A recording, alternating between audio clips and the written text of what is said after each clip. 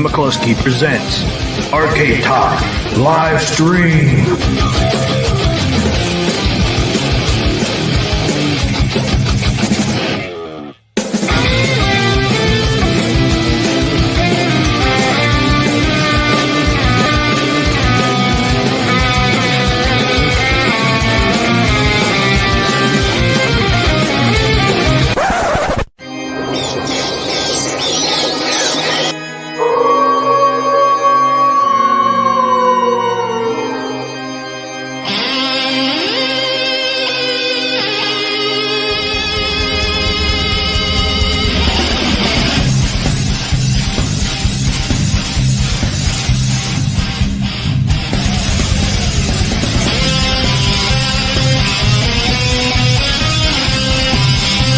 It's time for Karl Game of the Week.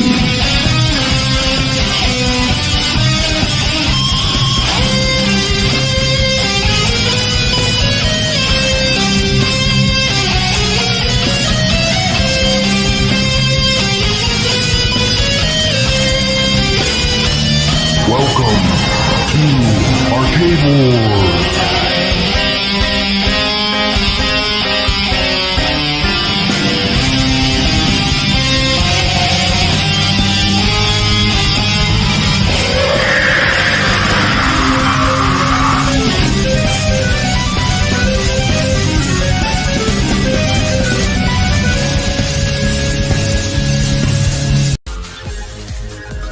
Ladies and gentlemen, thanks for coming tonight. We're gonna do the Arcade Talk show. Yeah, that's right here. The Arcade Talk show.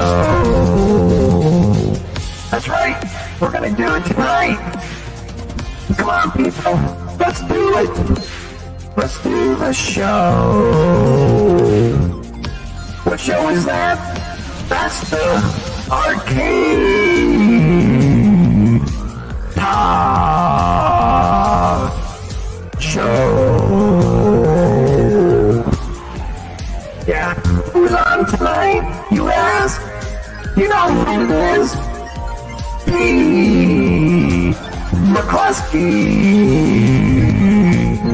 And who else? You know who it is? Papa Rcade.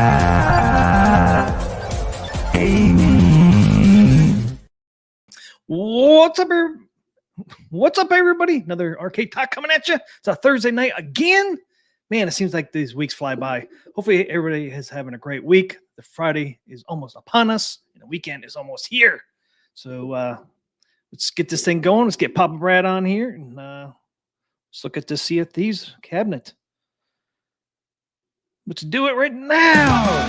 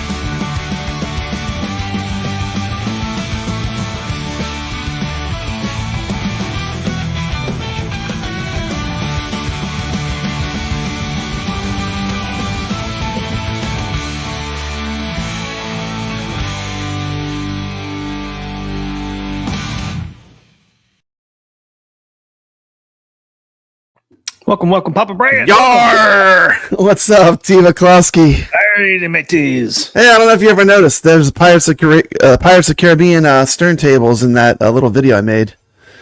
That's one of my favorite real-world it is, yeah. pirate tables. That's a fantastic pirate-themed table. Just so much fun. Your mic's a little loud tonight. Oh, it is? I'm in another room. I'm in my arcade. It's got to be loud. Got games in here. I can turn it down. How's that? Is that better? No, it's Check. not the same. Oh, there it I is. just turned it down. Yeah, I turned it down quite a bit. A little bit more. So there you go. All right. Just kind of a little hard to understand you. It was too loud, man. It was like, Oh, okay, sorry. I don't mean to blow you out. yeah. Been a while since I've been in the arcade. I'm back in the arcade, TMCLOSKY. I got to be in the arcade.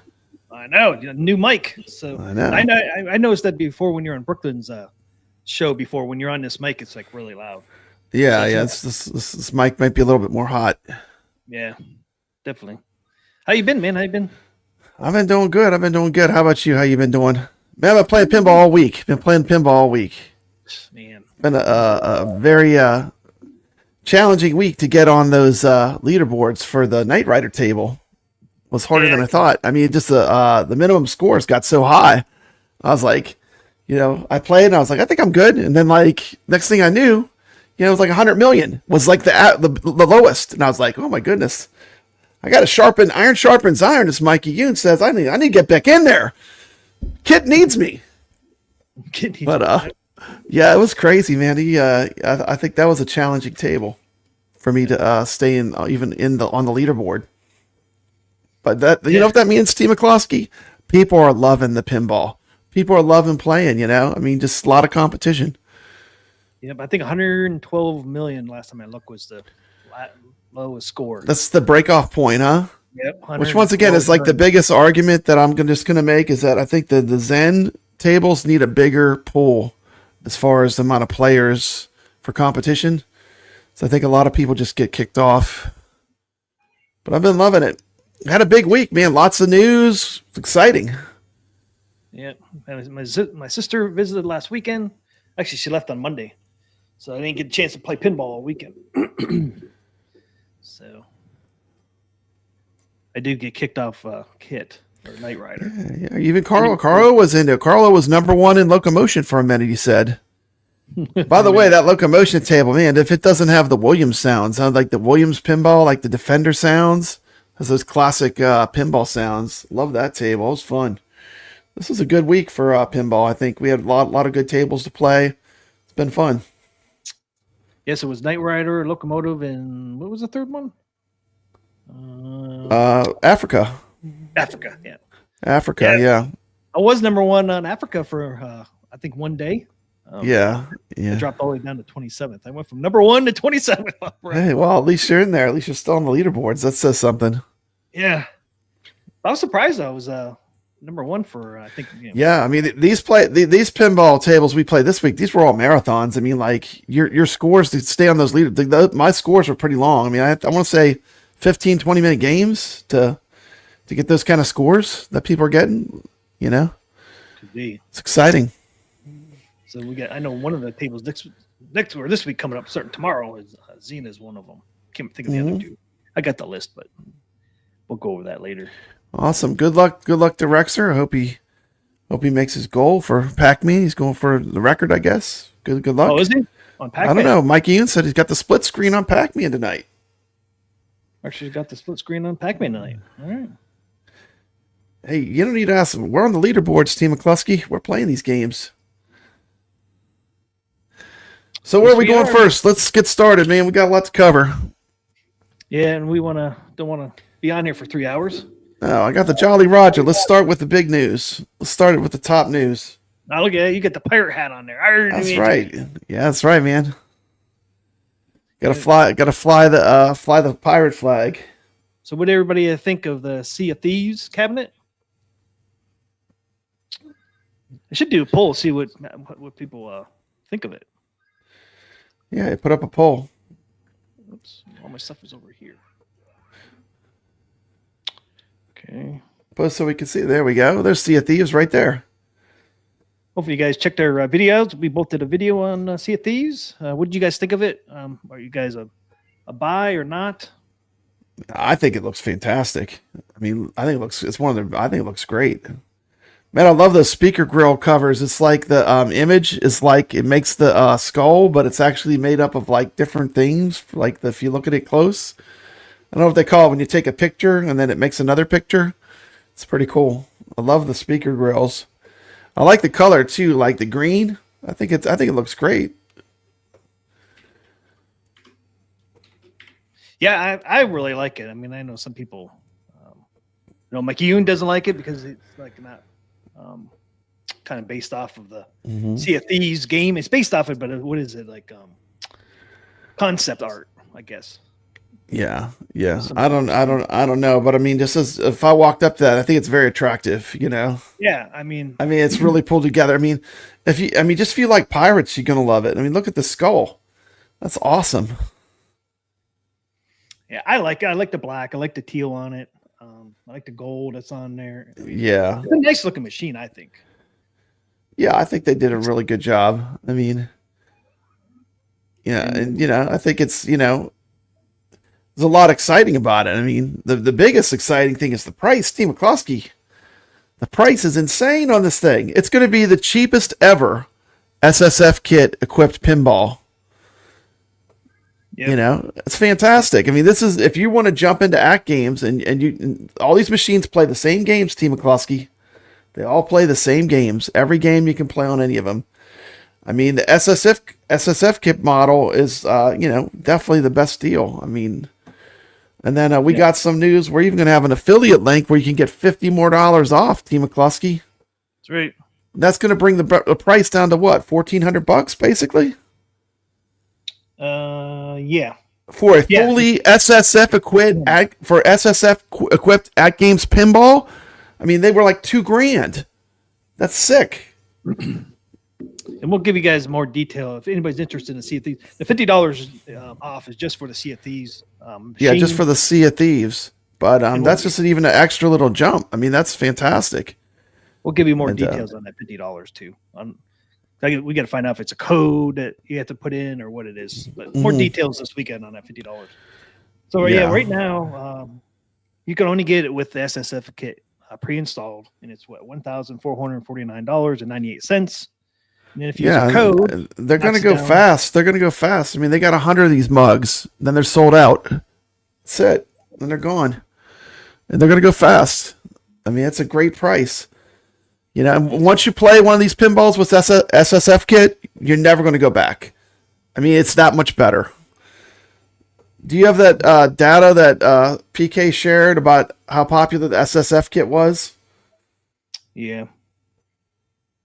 And the other thing too, before we go over to that, is I just want to let people know, if you use our code in that and you get it for $1,400, that ends up only being like $250 more than what we paid when Adams for the Adams family with nothing. TMCLOSKY, no SSF. And here's the deal. Like, we want you just to get the good deal. Like, if you want to get in for the good deal, I mean, a lot of those people, those influencers are telling you to wait. They scooped up the Adams family when it was $1,100, and they're telling all their audience to wait. That's ridiculous. This is the best deal you're going to get on an SSF equipped Atgames pinball. I mean, this is going to be a one-time deal. And I think it's really just to promote, the Microsoft connection, right? I mean, they got to put something out with Microsoft because they're a partner. And this is a fantastic price. And I think it's attractive. And, I mean, the hard part is, TMCLOSKY, what if the pinball comes out before the game? Yep. I mean, that's totally possible too, right? Yep. Doc Mario says Brad's volume is high. Still high. Let me lower it some more. Hold on. We'll turn the dial. Yeah. Is it better now? How about now? Check. Is that better? I turned it down some more. That's good right there. Yeah. Oh my God. I'm blowing the speakers. Sorry. Let me move it away some. Okay. What it was like kind of crackling.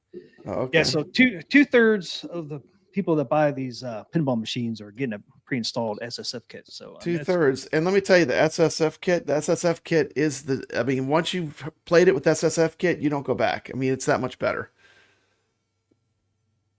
2/3. And here's the thing, TMCLOSKY, I put in the SSF kit myself. I can tell you, get it installed. It's worth it. It's like, I mean, all you need is a screwdriver, but man, it's a lot of, you basically do a lot of disassembly. You can watch my video. You can see what's involved, but it is quite an adventure to put an SSF kit in one of these pinballs. It's, it's no walk in the park. It's, I mean, I'm comfortable with modding stuff in general, but, I mean, if I was to buy another one, TMCLOSKY, I would have to get the SSF kit. How about you? I would have to. Like, I couldn't even think about getting it. It's that much better. I mean, just the whole experience, like the way the pinball table, it feels more like a real pinball, you know? Yeah, it definitely does.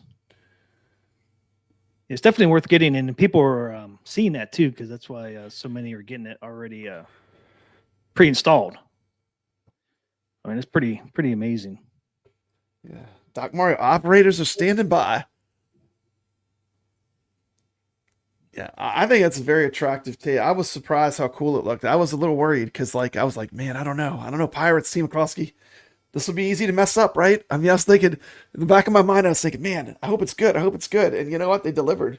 I think it looks pretty great. I mean, I know some people don't love the topper, but it's not terrible either. You know, I would have liked to have like maybe like a Kraken or maybe one of those skeleton pirate type warrior things, or the what's the giant shark called? Megalodon. The Megalodon or whatever. That would have been cool, but you know. Yeah, new machines are sold 3-1, SSF versus non. So the SSF kit is 3-1, and this is the best price. Yeah. Like people that are telling you to wait, yeah, go ahead and wait, and you're gonna pay a lot more if you want one with SSF. I mean, I'm just telling you, the influencers, they all got theirs for the cheapest price when it came out. I'm just telling you, this is going to be the best price if you want an SSF equipped model. I mean, this one is has the SSF from the get go. Yeah, and right away they're not going to sell them without the SSF kit. Next year they will at some point, but right now you can only get it with the SSF kit installed because of how many people are already buying them. Already installed. And the other thing is 110 units are going to be available, and a lot of those, or maybe all of them, will be actually shipped before the end of the year. There's a possibility of that. So, like you said earlier. Yeah. The machine actually might come out before the table. So here's the rub. Do you like ship them out and let people get the pinball first? Or do you hold them and wait for the table to come out? I'm saying just ship them out. And, I mean, the thing is, the table needs to be good. So, I mean, take the time that's needed to make the table good and ship them out when they're ready to ship, Should I do a poll on that one and get rid of the, are you interested in Sea of Thieves? Got 24 votes, 58% says no, and 42% says yes. So it's pretty good. But I wish you could do more than one poll at a time. Let's see, we'll end that one. We end up at 25, 60-40. Okay, we'll do a poll. How should I do it?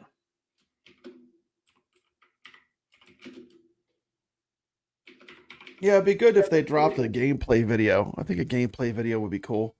It's coming. I know they're working on it. It's not just like 30 seconds or a minute or something. That'd be cool just to see it in action. I have a feeling we're going to get some really cool water effects. Like, you know how the water is in Godzilla? The way the water shimmers and stuff? I think we're going to get some really awesome water effects looking at that table. And I like the table. It doesn't look junked up, TMCLOSKY. There's not ramps going there. There's not wireforms going all over the place. There's not a crazy amount of flippers. I noticed that. It just looks like a good old classic pinball themed to pirates.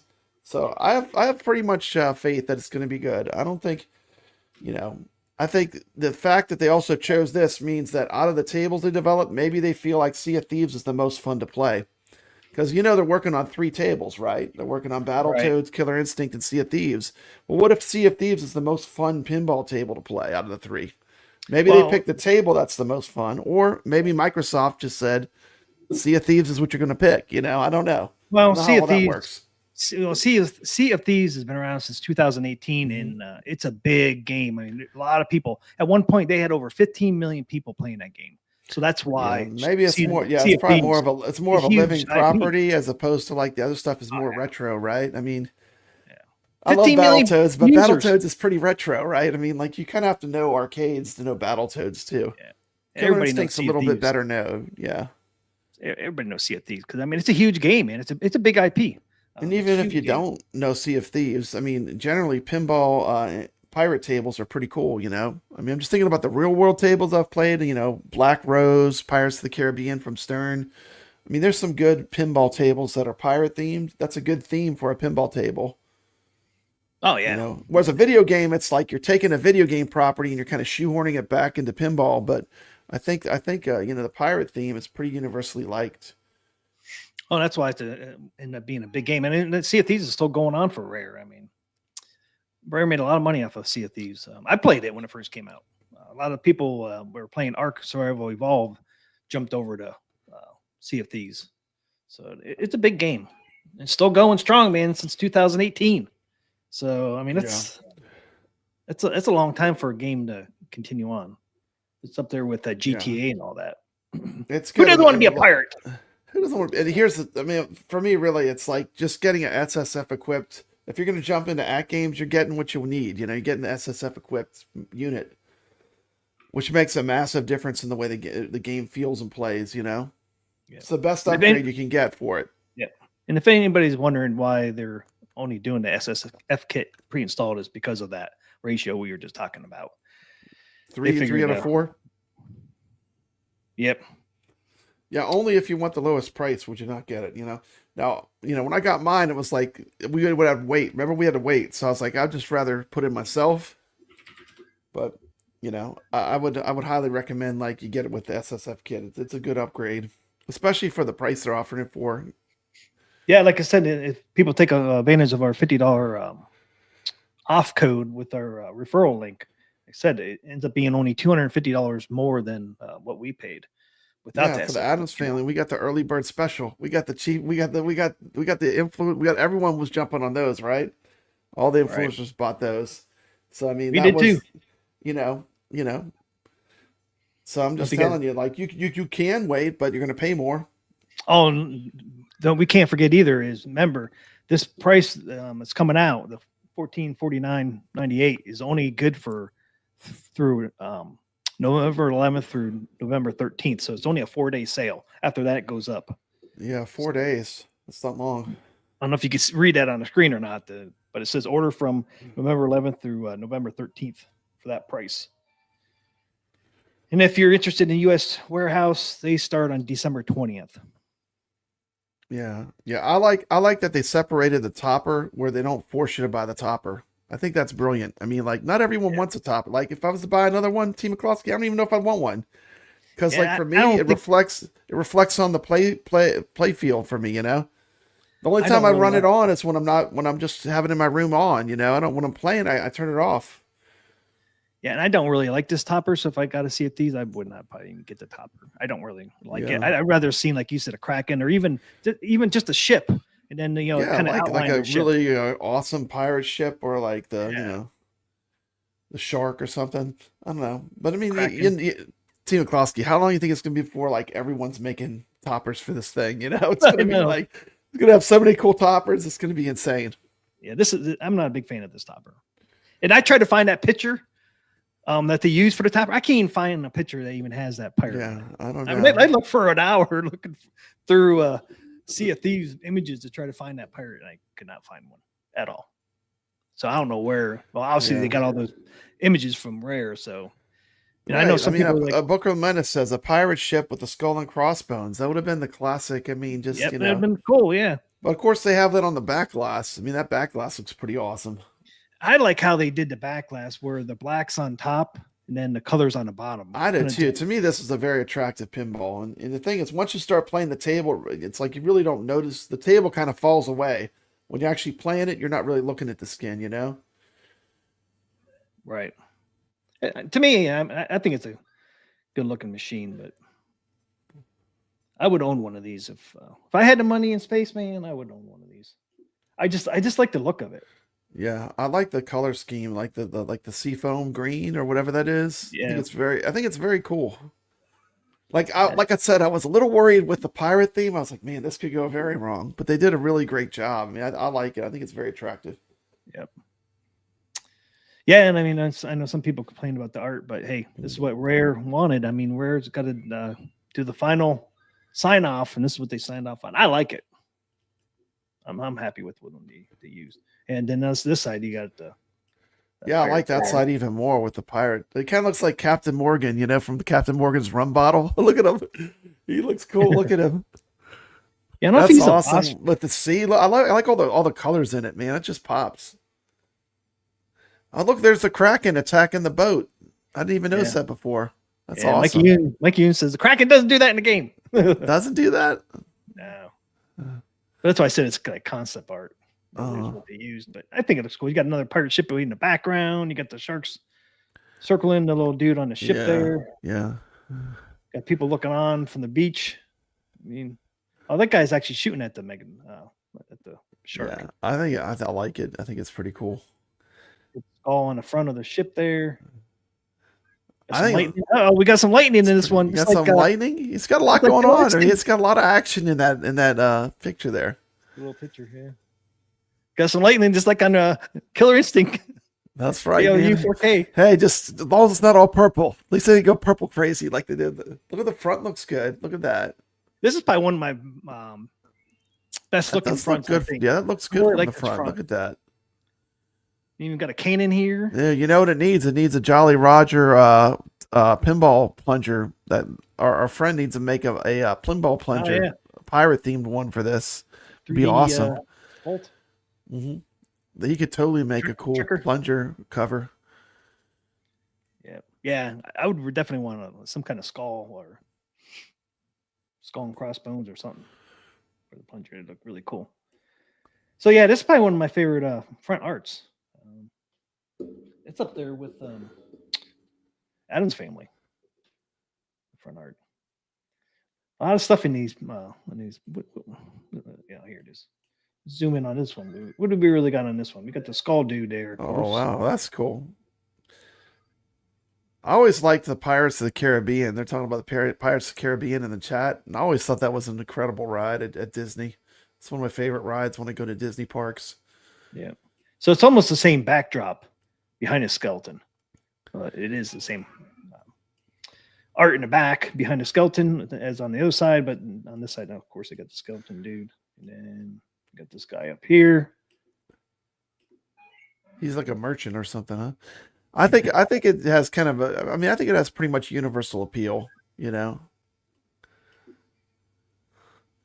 TMCLOSKY, zoom in. Let's look at the table. We can see a table there. Yeah, let me do cool, this man. That's a lot of water. I mean, I think that water is going to be a cool effect. I bet you this thing's going to be cool when we see it in motion. I think the colors of the table do go really well with the theme of the cabinet, though. You know? Yeah. Yeah, a lot of water on there, and somebody said they don't like. Says yo ho, Pirates Brad's life for me. That's right. So there's a little bit of look at the table. I got me a rum drink for tonight. Nice. That's cool. Those are where you activate the different modes and stuff. All those little those are like little ball catchers, huh? Where? It's hard to tell what's going on. Are those ships? I'm trying to see. No, those are ships. Those are sails. Over here? Zoom in on the middle.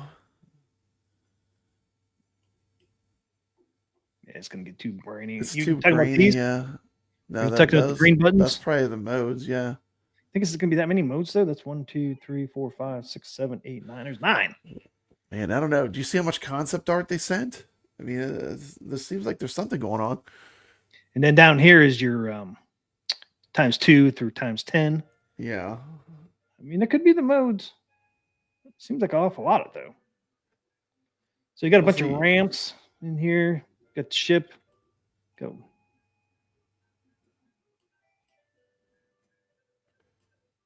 Some kind of one thing I can't tell is where the bumpers are. Was that on the side? Is that a cannon? Over here? On the right side, yeah. Yeah, that's what launches. Yeah, you shoot off the ball out of the cannon. Yep. Cannonball. Cannonball coming. Yeah. Yep. So the cannon shoots the ball out, which is pretty cool. It looks like a pretty classic pinball design. I don't think they can mess this one up too bad, honestly, just looking at it. I think I even said in my review, it doesn't look like there's platforms on top of platforms on this one. It looks like it's simple. Crazy. Yeah, it looks like a simple pinball table, which I really like. Magic Pixel kind of goes crazy sometimes, man, with all these different levels. So looks like it's gonna be pretty neat. table. Man, imagine if the ball trails did like the water, like this ball skipping over the water. If it had like the water behind it, like, you know what I mean? Because look, the whole play field is water. It looks like. Yeah, I like it. It looks really cool. I can't wait to see it in motion. I mean, like I could just imagine what this will. I hope it turns out to be the way I think it'll be. so I guess you're on like an island, I guess, right? Because you got a couple palm trees over here. Yeah, it looks pretty cool. Got some letters down here, yellow. Got some letters here as well. Oh, so this is one of those saucers that the ball sits in. Looks like there's a pirate over there hovering, huh? Yep. That's cool. It looks like they got two characters too. Go by the flippers. Looks like there's two characters like battling each other or looking at each other on each one of those things. There's two characters. Yep. Yeah, they both got like little revolvers. Yeah, if they could do the water effects like Jaws, like Mad Ben Ham was saying, that would be really cool. Yeah, so this will be Matt Pixel's first one that we've seen. It's not like a natural history or I mean, to me, it's almost like too, like this one, like it is kind of like they're giving you the budget deal, right? They're giving you the super low price. You know, like people always were like waiting for Dinosaur Dynasty to go on sale, but here this table comes out and it just starts off with the killer price, right? You don't even have to wait. You don't have to wait for it to not sell or anything. It's just a great price. And the SSF kit's the way to go. I think this is like, there's no better time, Team McCluskey, there's no better time now than to jump in. Because guess what? It's just going to get better and better. Because we know what Zen's working on, right? Yep. Everything, but probably Disney and Marvel. The Disney properties, Marvel and Star Wars maybe is coming. I don't know about that, man. At some point we'll get them, but I don't know if you might get them next year at some point. Oh, there he is in the chat. 3D trucker. What plunger going to come up with this Sea of Thieves? That's what I was saying. Man, he needs to do like a Jolly Roger, like the skull and crossbones. Imagine how cool that would look on this. I can see it right now with the skull and crossbones as what you grab like the skull's head, you know, or something. That'd be wicked. This table would look really cool with like a skull Jolly Roger kind of plunger is what it needs. It's a finishing touch. Well, you got to remember too, gameplay is not finished because remember they pushed back the table.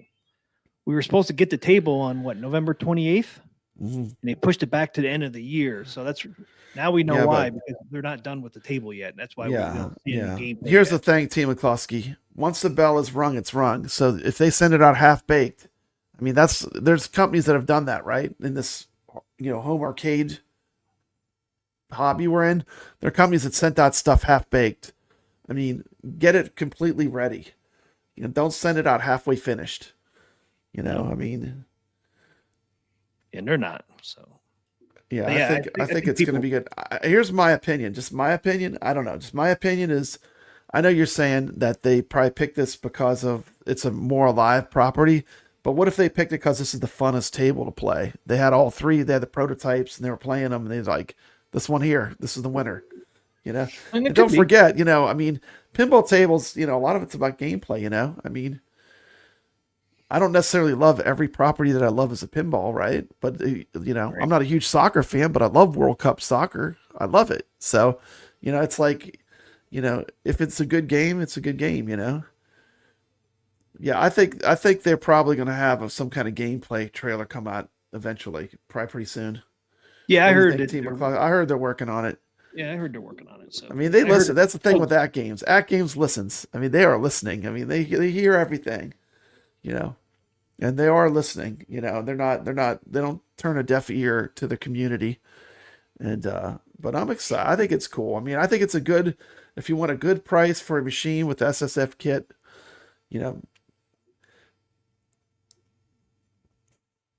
Yeah, at the lowest price, you ain't going to see anything lower than what it's going to come at. It's a good price at basically what, $14.50. It's a great. It's regularly what, $16.99.98 for the SSF kit. Yeah, can you read that? Yeah, that's a massive discount, Team McCluskey. That's the one to get. $1,700. You can actually get it for $1,400. $1,400 with affiliate code. Are you kidding me? That's sick, Team McCluskey. So that's what, $300 off. It's still expensive. I mean, these machines yeah. aren't cheap, but I mean, it's, you get an SSF kit, and I'll be honest with you, I really don't. If I buy another one, unless the topper blows me away, I don't really need a topper, unless it blows me away. Yeah, and this one doesn't blow me away, this topper. But yeah, so basically $300 off. So you're almost getting. So if you look at that, it's like, how much is a regular SSF kit? So how much is a? I haven't looked at the SSF kit in so long. I know they're probably going to go on sale in the next. They'll probably do a Black Friday. I bet you they do a Black Friday for the SSF kit. Yep. For the few people, but here's the thing: they're saying 3 out of every 4 are getting them with SSF kit already in it. Right. So how many people really cheaped out and got the one without the SSF kit? Not as many as you'd think, right? I always thought that number would be a lot higher, TMCLOSKY, but from what they said, it's not high at all. 1 out of every 4 people is getting it, the bare bones one. So the SSF kit normally is $400. So you're basically getting the SSF kit for $100. A shout out to 3D Trekker. Marine 50 says he installed his Star Trek plunger today. He absolutely loves it. Yeah, I love mine. Every time I play my pinball, I'm like, damn, I love my Frankenstein on the plunger. It just never gets old, TMCLOSKY. It's like so custom, It's like, I love it. Okay, for the people that won the plungers, was I guess last week, right? We did a giveaway last week. I haven't shipped them yet, but they're going to go out this weekend. I finally got 5 boxes. Man, it's a hard time finding boxes, man. Small enough for these, but I will be shipping them out tomorrow, Saturday. So you should get your plungers next week. I wonder if Ray got his yet.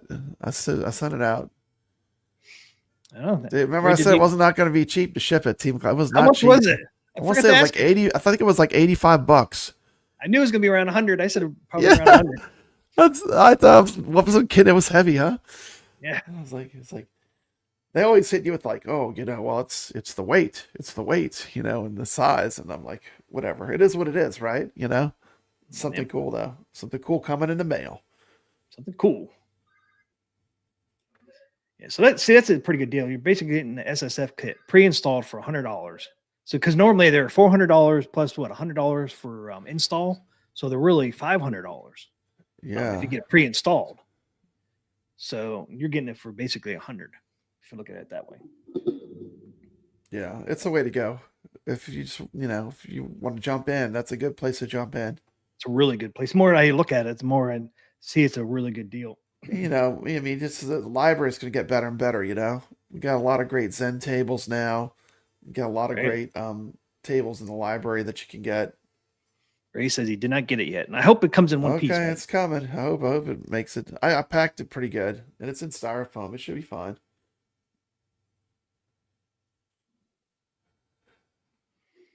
Anything else cool in here? Other normal, typical stuff. So if they ship it without the table, so I mean, I guess they should put something on it, right? Well, you get Pinball Net free for 2 months. Okay, so you can unlock Pinball Net and have all those games. That is true. Plus, you can buy all the Zen tables. I mean, you can buy all the tables in the store. Yeah. You just don't have the one that comes with it. Dude, I like that controller panel artwork. Look at that. What is that underneath the ship? That thing is amazing looking with the jaws. Megalodon. So that's the Megalodon? Yep. That thing looks awesome. Yeah, I'm glad they started doing the matching control deck art. Yeah, it raises the bar. I mean, like that, you pretty much have to do that after you see one. Like with the, I mean, we did the buy stuff store decals, which are really nice, but once you see it like that, I mean, I'd never go back to the shiny black plastic, the fingerprint magnets. I mean, that's what I called it, the fingerprint. Yeah, because I'm just so OCD. Like every time I touch it, I would felt like I was smearing it. So I mean, I like this direction they went. I think it's really good. Yeah, the release date for Sea of Thieves actual table is December 31st. That's the release date. I do believe that's what it was. Let's pull my thing back up here. Is that it? It's not that far away, TMCLOSKY. That one. It's not that far away though. Zoom in. I'm looking for the one. I know it's December 31st. Just looking for the one that actually said it. There it is. You're home. Yeah, Sea of Thieves table in our rare pinball pack for Legends HD and 4K will be rescheduled to December 31st, 2020. Oh, look at that. We got Natural History Pack 3 coming in November 25th. Oh, that's right. Yeah. We playing that for Thanksgiving week, probably. That looks awesome. That's awesome. Yeah. And don't I forget, do enjoy the Natural History series. They've done pretty good with the tables on the Natural History. And then Killer Instinct and Battletoads have been rescheduled for NOD 2025, which is February 14th. So there you go. And if you guys weren't in here when we talked about the Sea of Thieves pinball machine, 110 could actually make it to your house before the end of the year. There's a good possibility. There's a good possibility. It's not guaranteed, but there's a possibility. Yeah, I think it'd be good if you order the pinball, it'd be cool to get it before this pinball table comes out. I think. Yeah, you can still play pinball on it. I mean, the sooner they get it, the sooner they can start enjoying pinball. Right. That's why I say don't wait. Yeah, I wouldn't wait. I'd say Atgames ship the mugs out whenever they can. You know. Well, the chat has spoken so far. It says, should Atgames wait to ship the Sea of Thieves machine until the table comes out? 65% said yes. 35% says no. Wasn't there some other ones where it was really close? Like, I want to say maybe, was it Snoopy or some of the other ones were pretty close to the release date when the pinball machines actually shipped.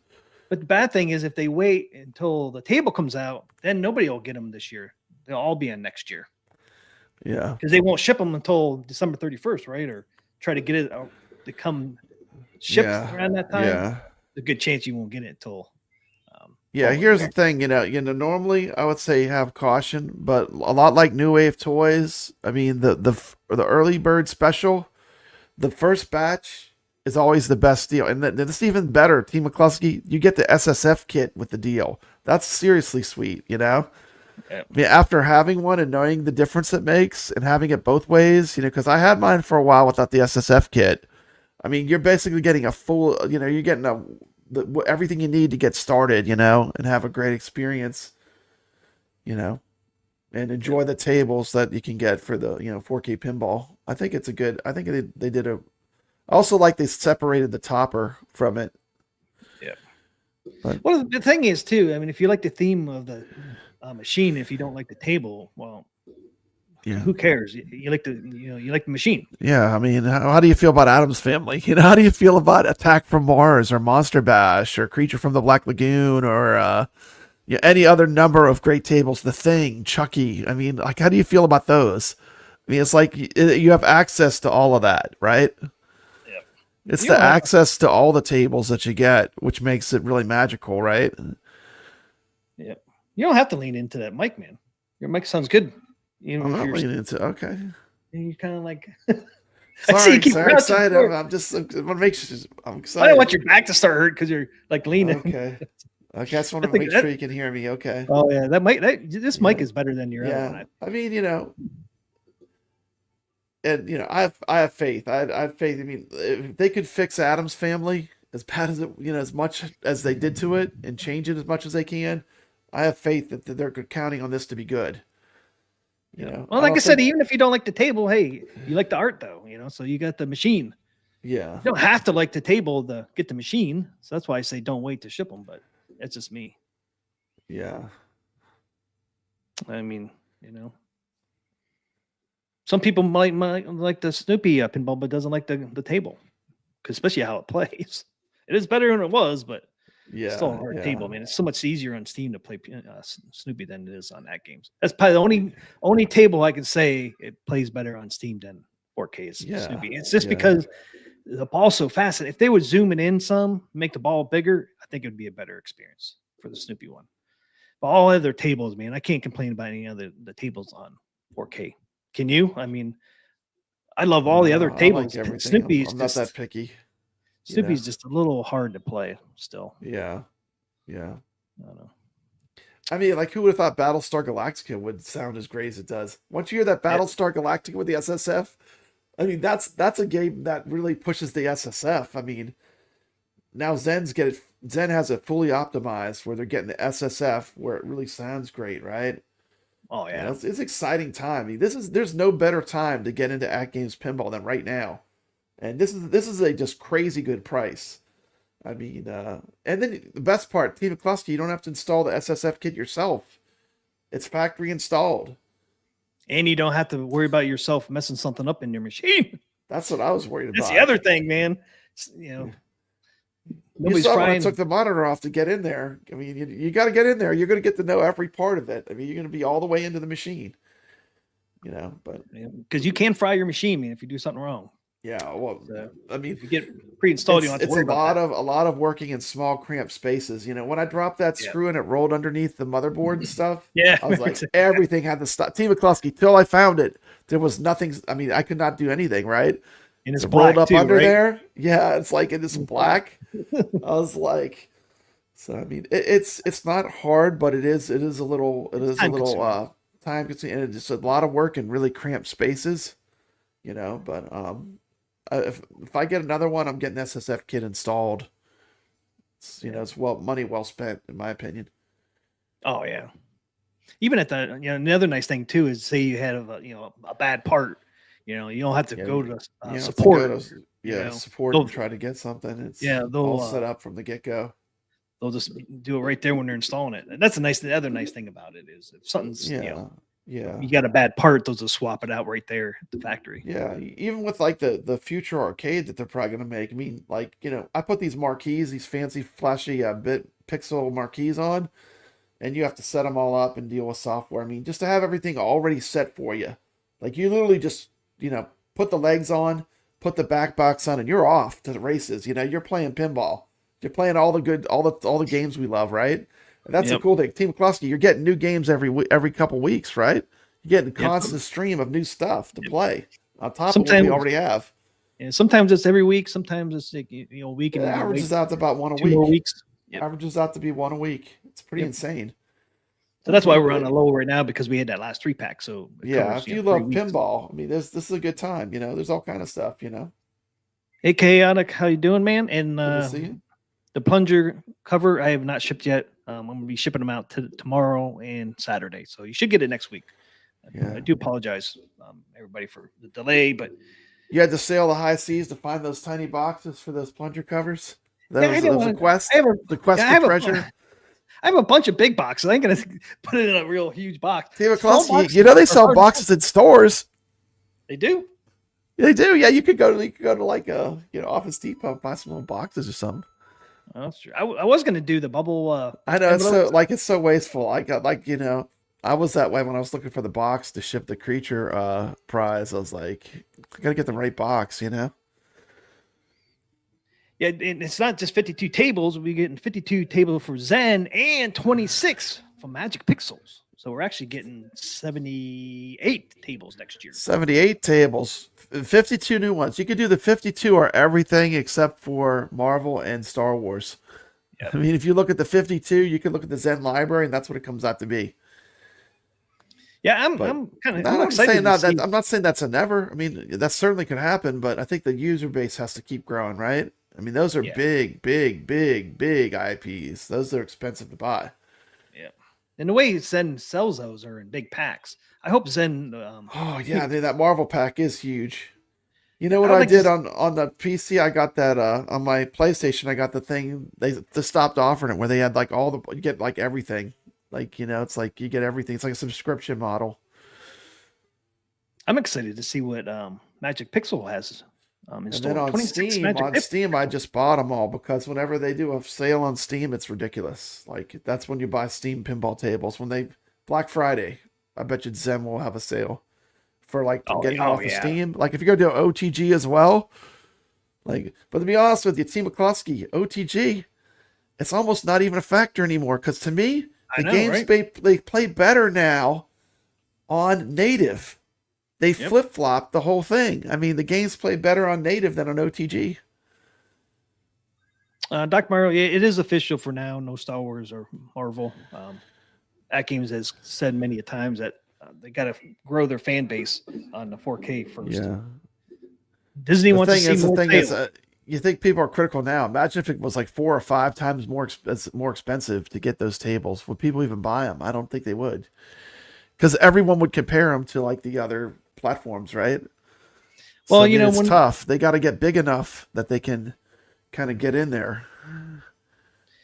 One thing it could help with the price is instead of coming out with these big packs, keep bringing the 3-packs out. That would help the price on the Marvel and Star Wars. Instead of 9 or whatever they are, 20 or whatever, just do 3 at a time. Yeah, that would help with the pricing. Yeah. Well, you could always OTG too. I know that's not we're going away from that, I think, pretty much. But I mean, there's always that option if you really want to play everything. So I like these 3-packs coming out. It ends up being $5 a table. I'm kind of a fan of the $5 tables. I don't know why. I just like, I guess it's the same price, 15 for 3. Or the only thing is when you buy them individually, you're not locked into buying any ones you don't want. Right. True. But I mean, but the packs so far, have been pretty dang good. So far, they've been very consistent. Yeah. Like I couldn't stand the Xena table on OTG, but I actually like it on the 4K. I didn't like it either. I could not stand it on OTG. I was like, this is the worst. This one, I won't say it's the worst table, but it just was a drain monster. Like it seemed like it was very cheap, very cheap. But I mean, on the Atgames, it plays better. I don't know what it is about it. I don't know if it's a shot accuracy or the optimization, but I mean, they said they pretty much set up everything. This wasn't like a tweak. This wasn't like a coat of paint over it. They rebuilt the code from ground zero to redo these tables so they play like this. Yep. Using Linux.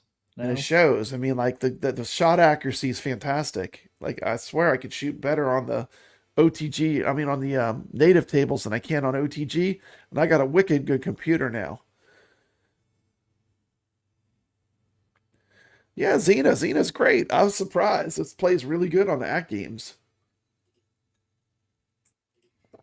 Yeah, my understanding with the Star Wars and Marvel, Disney wants to see more sales of machines. TMCLOSKY, I think the Atgames Pinball is going to be the premium format. I think people that really love to play competitively on virtual pinball are going to start playing on Atgames. I think it's going to grow and grow and grow. We're already seeing it in the Zen tournaments right now that they're running on the Flipper Friends. Look how competitive it is. Look how many people play the Zen tournaments. The only thing I regret is I think they're turning people away by not increasing the tournament size. I think that's a huge miss. Leaderboard. Leaderboard size. The leaderboard size needs to be bigger, but I mean, I think it's great. I mean, this is going to be if you love pinball, I mean, nothing replaces real pinball, TMCLOSKY, but this is a lot of fun. It is a lot of fun. Yep. Yeah. So here you go. Here, I finally found it. 67% of owners are enjoying the full benefits. So thanks to investment buying the machine. So that's the people getting the SSF kit pre-installed. 67%. Then to help the 33% owners adding the SSF experience, we will run a few SSF kit deals for $100 off. Support you making the upgrade. And also new purchases are showing 3-to-1 ratio for the SSF kit pre-installed machines versus non-pre-installed. Pre-installed units are at 3 times the rate to run out. Yeah, and didn't Attack from Mars run out for this year with the SSF? Yeah, I believe so. I think they're sold out. So we already got one machine with SSF kit pre-installed, sold out for the year. Attack from Mars. I think that's the only one so far. Yeah.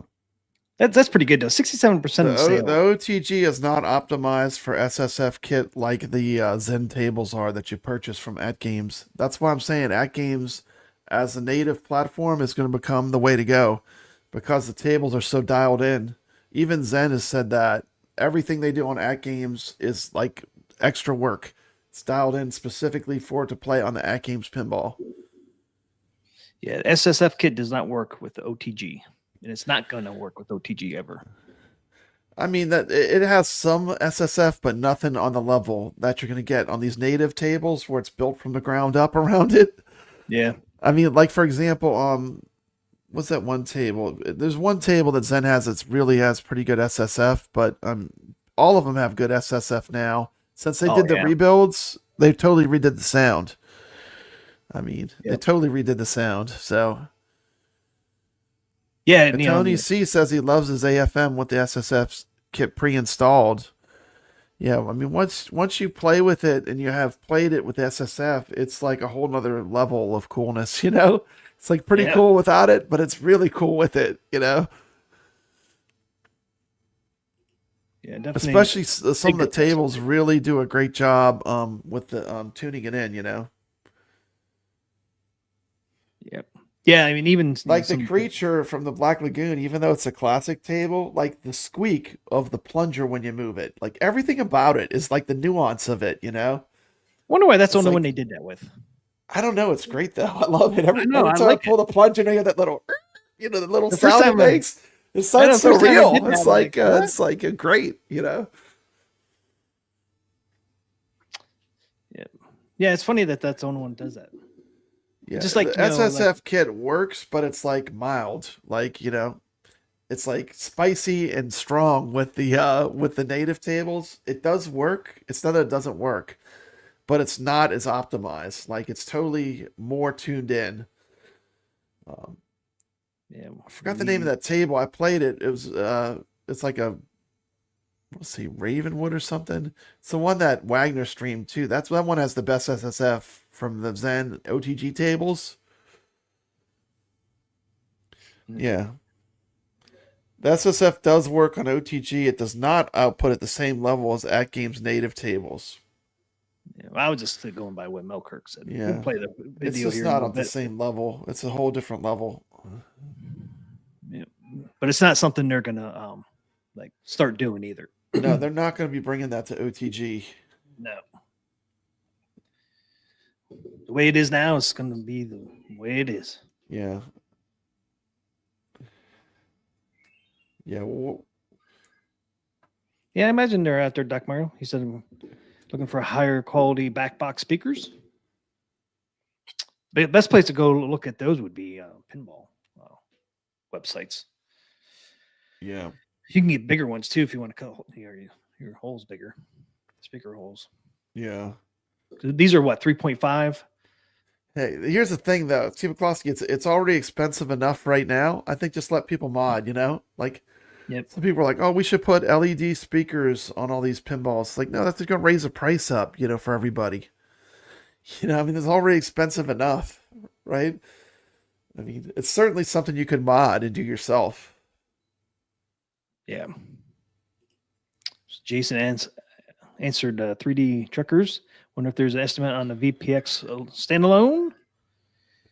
Jason said it's going to be an open beta for a period of time shortly. So what's that mean? Everyone can do it if it's open beta? Yeah, I would think so. Okay. That'd be good.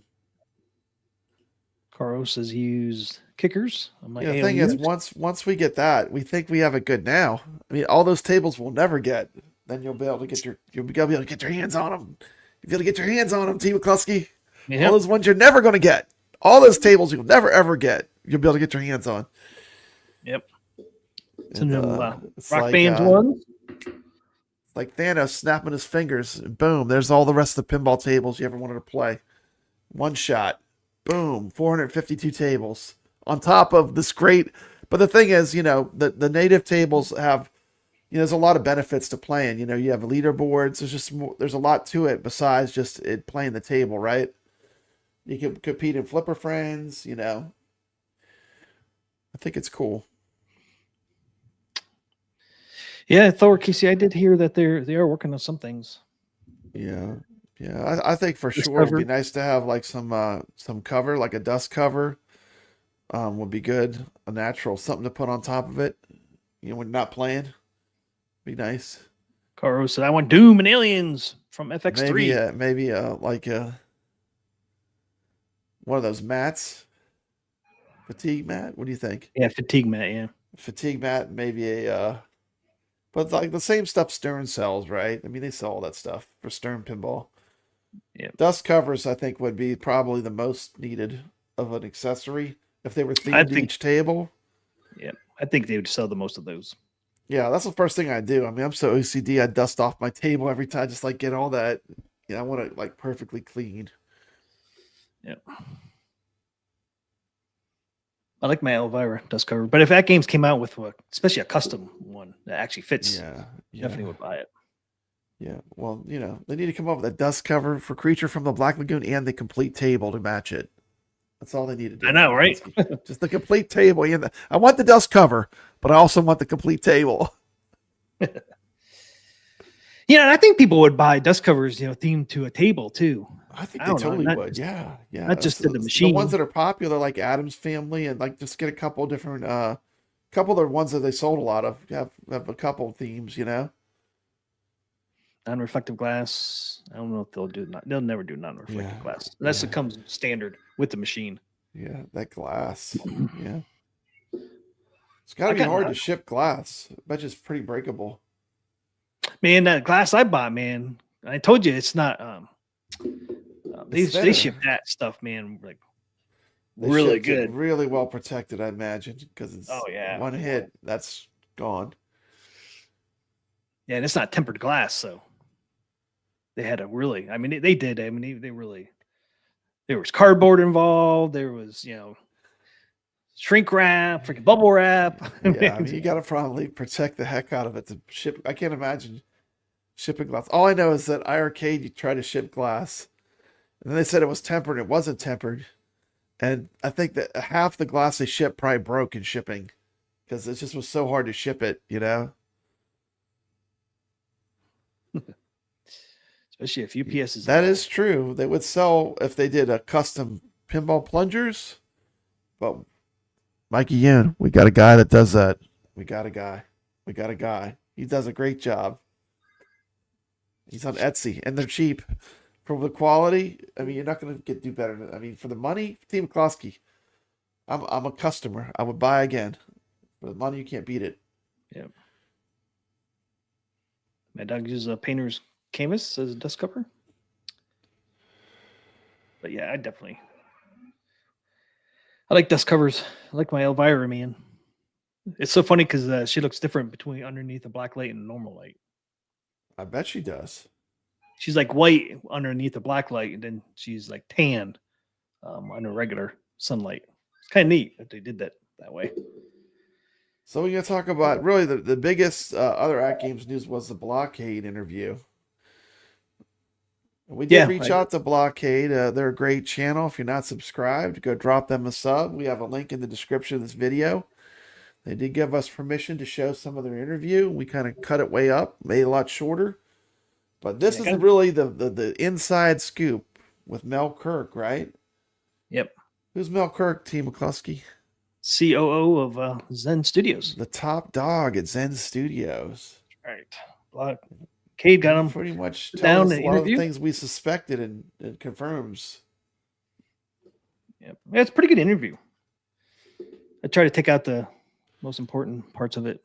Yeah, it's a lot shorter. We cut it up a little bit, but go to their channel, subscribe. I do watch this podcast. It's very good. These guys are real pinball players too, TMCLOSKY. Oh, I bet real pinball, and they talk virtual pinball, but they do both. It's a great channel. I would highly recommend subscribing. I'm a subscriber, and I do have the link to this interview it's in the description of this live stream. So go check them out and watch them whenever it's in my feed. I watch it. I mean, it's always good. Jason put up the link. There's a link there, guys. So you just click on it there. Let's roll this thing. Let's roll this mug. No, with a physical machine, you can nudge around and bash around on. It's amazing. That's definitely where it's at for me. Yeah, that's good to hear, because a lot of work has gone into that, and it's taken several generations and a lot of trial and error over the years. I think we talked about the potential of cabinets, and I think that we're finally just now getting to the point where, like, the vision is being realized. Your partnership with Atgames in particular, it's really been gaining momentum in terms of how often you've had releases coming. Are we still looking at 15 down the line, or has that plan changed a little bit? Yeah, I think we are. There's been a significant number of challenges in the manufacturing landscape, and PK over at Atgames, I think he's got to be one of the best in the world at managing this stuff because he's done it for so long. And even when he's talking to me about the challenges they're facing, it is a real tricky situation. Yeah. Both just with pieces of things available and materials, and then shipping costs and all this stuff. So we got out of the gate really good, and I think that it was really well timed. If we had waited for later, it might not have gone so smoothly. But we still have a plan to get all those machines out. It's just going to take a little while longer, but I'm looking at what we've done in this short amount of time. 5, and especially the licenses we have, I think it's pretty great. So yes, there's definitely more coming. Can you dive into a little bit about what went into the solving that latency problem? Because it seems like you guys were in discussions with all sorts of people to try and solve this issue. Yeah, I mean, we completely rebuilt the code base. We went all the way back to 0, and everything is Linux based now. And Complete rebuild, TMCLOSKY. yeah, it was pretty crazy. It was a monumental Yep. effort. From the ground up, rebuilt. 18 It months. shows. I feel like my team was about ready to give up. So we found a few things which led us to where we went. It was a very painstakingly slow process. I know everybody was super patient with us, but now that it's done and we now don't have to worry about it anymore. We were literally celebrating when we got the test back and the latency was what it was and below 60 ms and everything. So it's finally fixed, but probably one of the biggest efforts to fix a problem that we've ever had to do or spend resource-wise. It wasn't just latency that got fixed. There were some graphical enhancements that went in when this all came back out. So it also looked a little bit better. All the sound got balanced out so that it was all equal across. And it seemed like the surround sound kit all of a sudden was really being utilized much more than it had been previously. Yeah, I think all this takes time to come together. We are software. Atgames is hardware. Although, I mean, yeah, they make their own tables too. But to bring two kind of, companies in and really have to like get down into the nitty gritty to make everything phenomenal, it takes time. It's like, year after year, technologies get better, get a little cheaper. That's just the normal progression. So I think that we're in a place now where, all the cool, like the SSF kit. I don't know if you played Knight Rider yet, but in my opinion, like, dude, that thing is banging with the SSF. Without that surround sound feel, it's not as immersive. Just feeling the pop over, feeling the ball rolling around with everything, it just sinks you in, and you no longer are concerned about, oh my gosh, there's a jaggy on that rail. It doesn't matter anymore. It's about TMCLOSKY. There's a jaggy on that rail. Where it is. I point those suckers out. Yeah, I think You gotta point those mugs out. And what we hear from a lot of players, their whole family is enjoying it. We have a wide variety of content, so it's the kids can play them at I have pictures. People send me their pictures, and it makes life great. Like you see someone's little daughters playing My Little Pony, and then the mom and dad. Like recently, we've got some of the M-rated stuff, and they're like, "We're celebrating Halloween," and it's like it's cool. Yeah. So that's what pinball should be about. And all the pieces, all the hardware is now in sync with the software, and we've gotten a lot of the issues behind us. I think now what we need to do is make sure that people can experience the machine in like more locations to figure out if they want to get one. Yeah. And I think that we're gonna, from here we should really start to scale up. You feel like I think so too. I think it's a system integration, like he was saying, that makes it so good now. the Atgames platform. Everything's working Yeah, together. hopefully that'll happen in 2025. I think that we have a release coming in June, and I think that's the target to launch day and day. So when Zen announces a game, you'll see the Atgames logo on the There you logo go. card. Now, I've been Pause waiting it for for a that. second, man. I was waiting for that. Day man. would be great, man. If the Atgames Day one. table launched the same day that it launches everywhere else, like on Steam and everything, that'd be great. But like this table we just played would be an ideal candidate, like the Camp Bloodbrook. Like that's one I can't wait to play on the Atgames, TMCLOSKY. Well, you said June. Something's launching on June, and that's the date that they want Atgames to be there in day one. So that's awesome. In June, I mean, it's not that far is away. cool. So I was hoping that Atgames would be on that board, one day. I didn't think it would be this soon, but that's freaking awesome, man. What is that painting? Is that a painting of like Darth Vader with an atomic bomb going off behind him? Yeah, it's Darth Vader. I don't know if it's just like a moon or something or Death Star. That is Oh, it's Death crazy. Star. That is a cool. He's got some cool stuff in his background. If you start looking at all the little things he has around. Yeah, that's the Death Star behind. Darth Vader. Yeah. He's probably got some pinball machines at the office though, Mikey Yoon. He's probably got a whole bunch of stuff to play at the office. You know. Yeah. Yeah, I'm not I sure. know they had some real pinball. They had like Theater of Magic in the Zen videos. They do have some of these pinballs. Yeah, they have quite a few. Looks like, you know, which is exciting. You know, so that's so cool, man. That game is going to be there on day one now when they drop tables starting in June. Hopefully, that's awesome to hear. It's awesome to hear that. When I heard that, man, I was like, "What? That's freaking awesome!" Yeah. That game's. I've been really happy with the integration of Pinball M tables coming to Atgames, and Pinball M has always been a little more challenging to run, I think, than Pinball FX. So I think at Pinball M tables running good is a huge win, you know, a huge accomplishment. Yeah, they just run just like all the other ones. Yeah. So let's see. So we're halfway through. So day and date would be amazing. Like that would be like heaven for Atgames pinball fans. I know. They're planning on doing it starting in June, so that's good to hear. That is cool. Seeing back and forth between Atgames and playing OTG mode, cabinet mode of Pinball FX and Pinball M. First off, is there a point where those games can utilize the surround kit in Atgames' cabinet? Oh, from the OTG, I see. Yes. No, that's an exclusive feature. You know, all these builds of the games on Atgames are all extra work, extra coding, engineering. It's a special build for it. It's a custom build. The OTG versions don't support the SSF kit. Okay. There you go. Versions, right? Yes, Dean. Centering your focus once again, narrowing it down and being able to work on the content more with Atgames.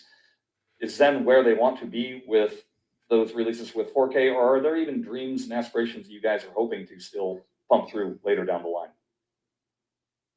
You mean with actual 4K? Just using the 4K cabinet. I'm talking about the 4K, the Atgames 4K cabinet. What we want to do with it. Yeah. I think there's so much potential here. I mean, I don't want to get too far ahead of, because we do have plans for more live services and events and things that people can participate in and building that sense of community. And I think that there's a lot that we can do when a player's invested that much money, or I consider it like a family has invested that much money in this unit and it goes into their home. Of course, we want to give them a steady stream of content that they can have fun with.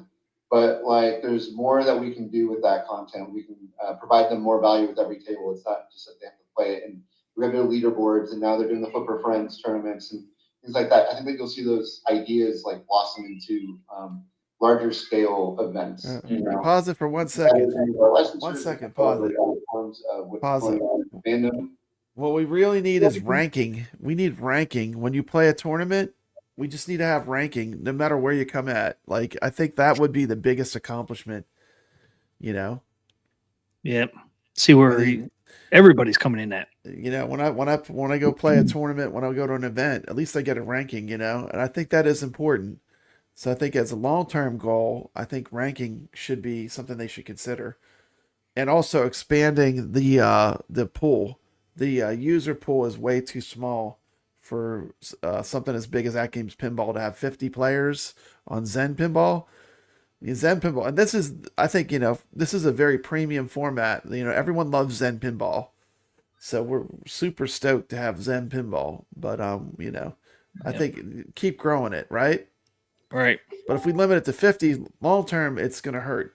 If they limit it to 50, I think they got to grow it. Okay, I'm gonna get off my soapbox. I just had to say that every time, every show we do, I'm gonna say it, TMCLOSKY.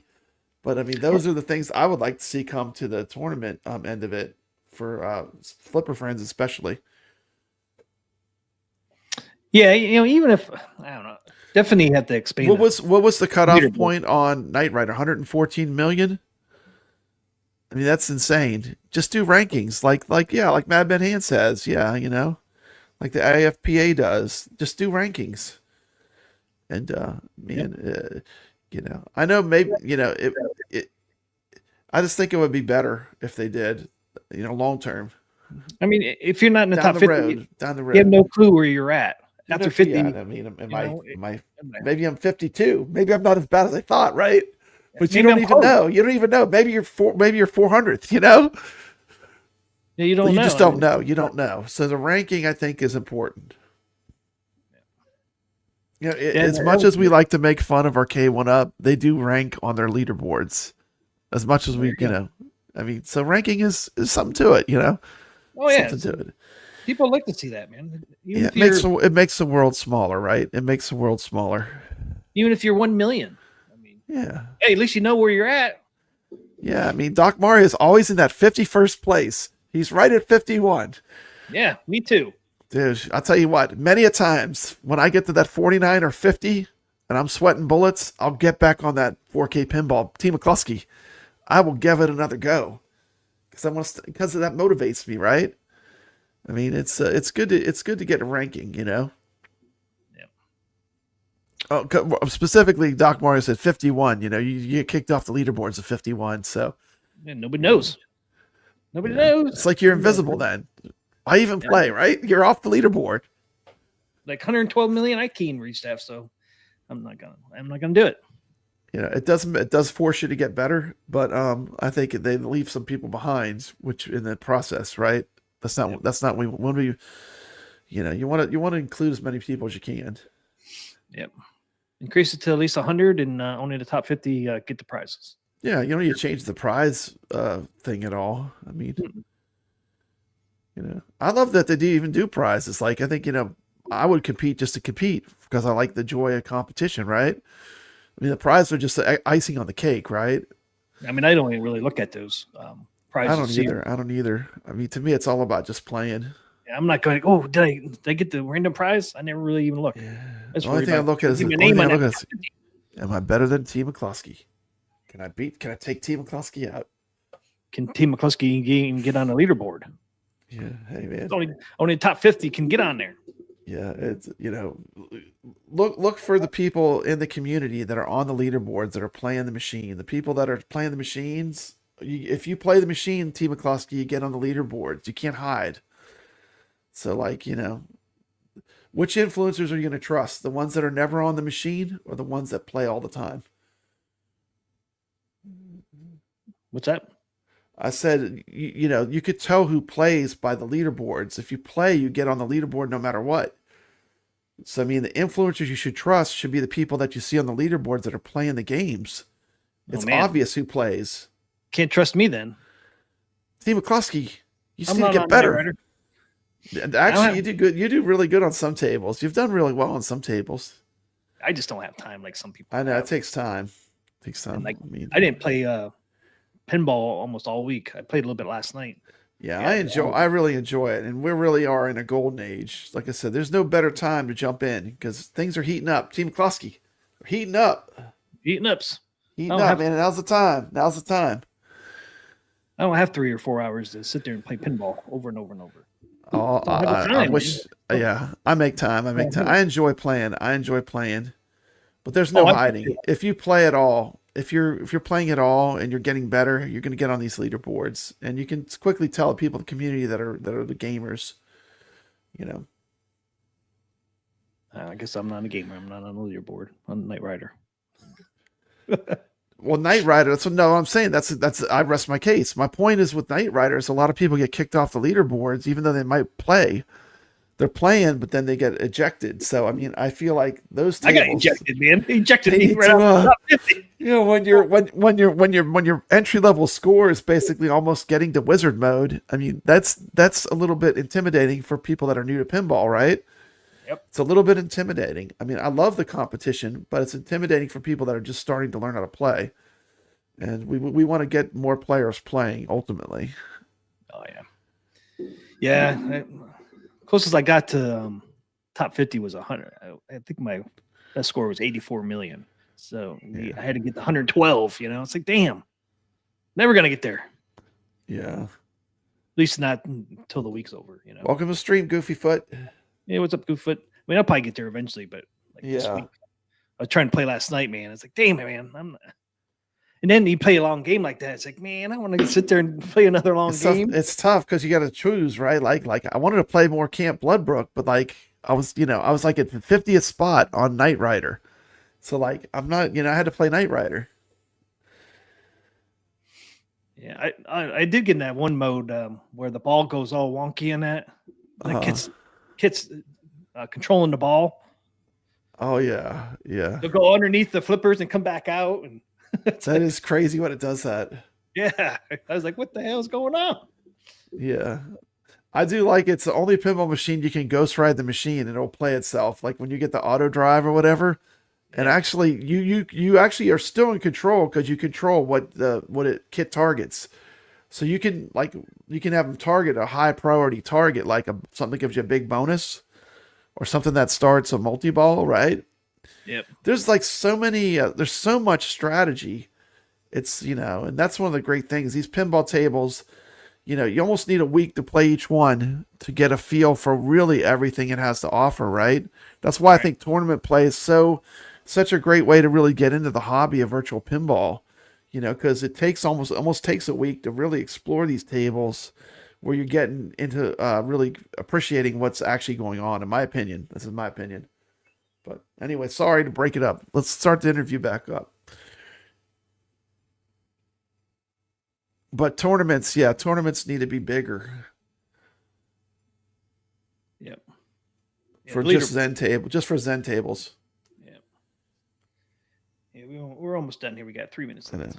Awesome into larger scale events, and we can tie those in with our licensors. We can celebrate other forms of what's going on in the fandom of those IPs, perhaps. I don't know, maybe like there's e-sport level activity where it's, money on the line. There's a lot of cool things that we can potentially do. I imagine that that's what you're talking about with getting these out there more, is being able to maybe have these at physical locations. Exactly, and that is definitely on our roadmap. You will see these machines. I think I can say it. I mean, I don't know. You'll see these machines in retailers.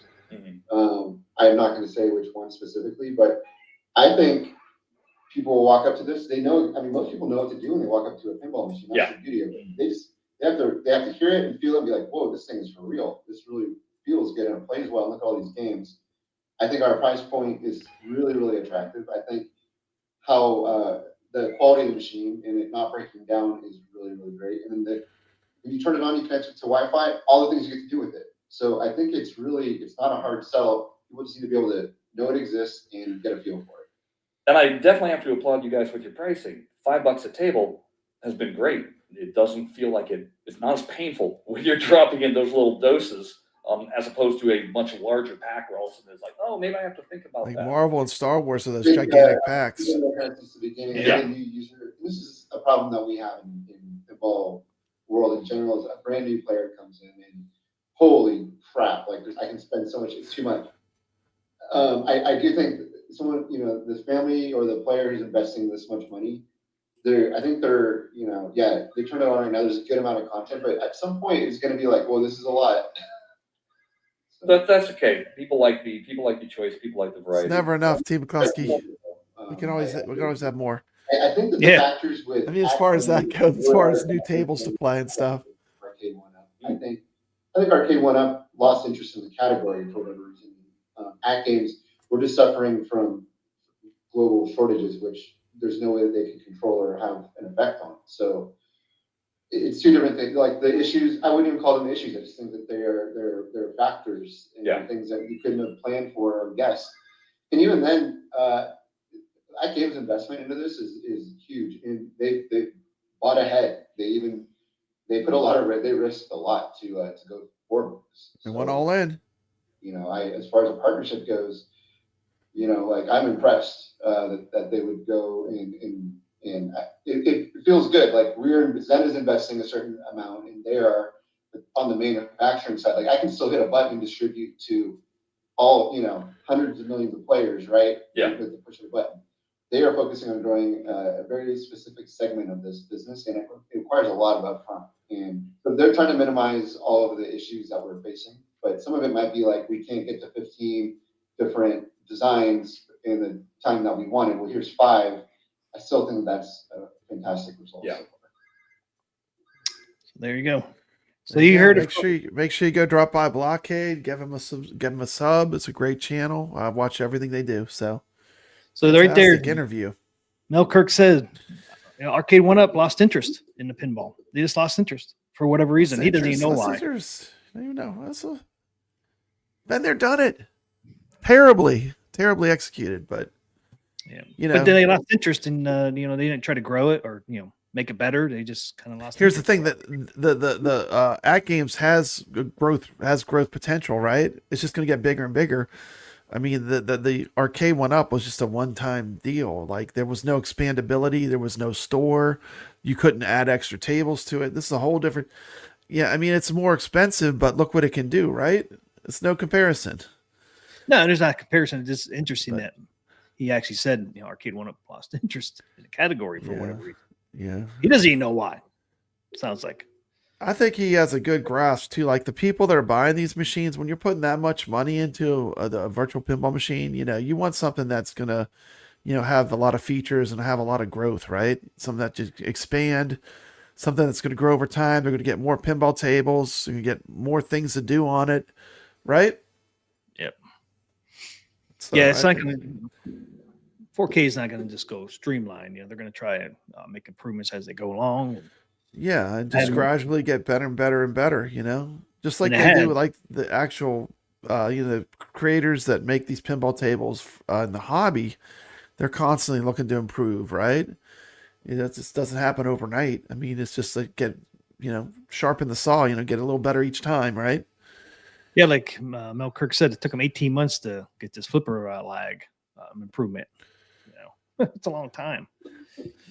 Yeah, I mean, 18 months. Yeah, well, I mean, they ended up just starting over from scratch. So it was the best thing to do. We always suspected that was exactly what happened because they were so different.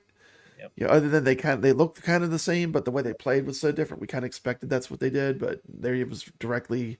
He told you that's what they did. Yep, confirmed. Yeah, all Linux based now.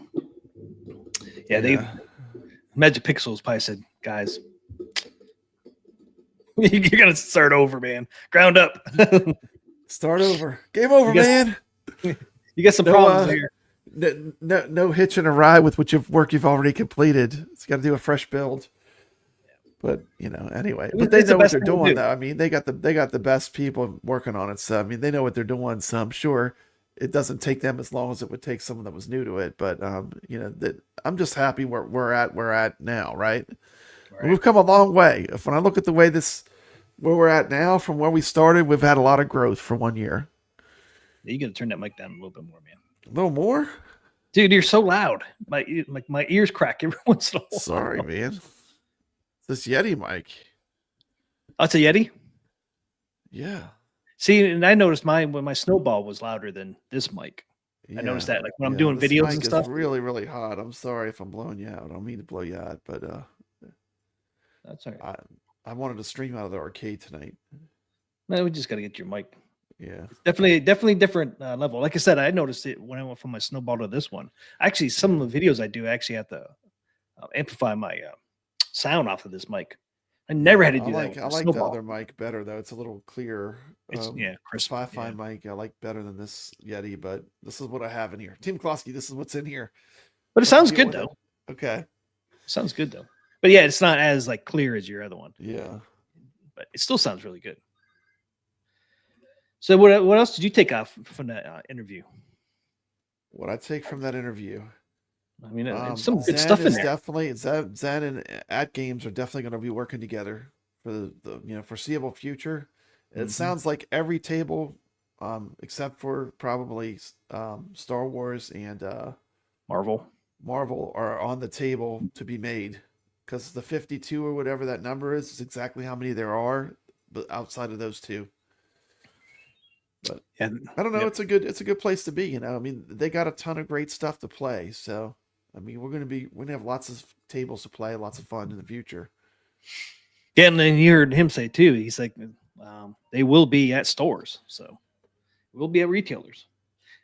And he's right too with that. It's like people want Why? to So they touch it can and be play more it. expensive. Yeah, I agree to a certain It would extent, be. but you know, It would be it's more a premium expensive. product. Like, you know, I think buying direct has its advantages, right? I mean, Oh you yeah, saw how much it cost at Amazon to get but they're giving the most deluxe model. But what I'm saying is, you know, you're basically buying $400. directly from the source. You're not going to get cheaper than that. And you're actually No, even you're more than not. that. You're buying directly from where they're made, from the factory.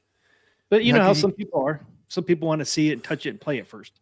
I get that. Yeah, yeah. You're going to pay it a little bit more. I think what they could do is they could look for ways to showcase them. I don't know, like one thing I thought would be cool is like if they went like Six Flags or something, like and had some of like the peanuts or just something, just promotions, you know? Yeah.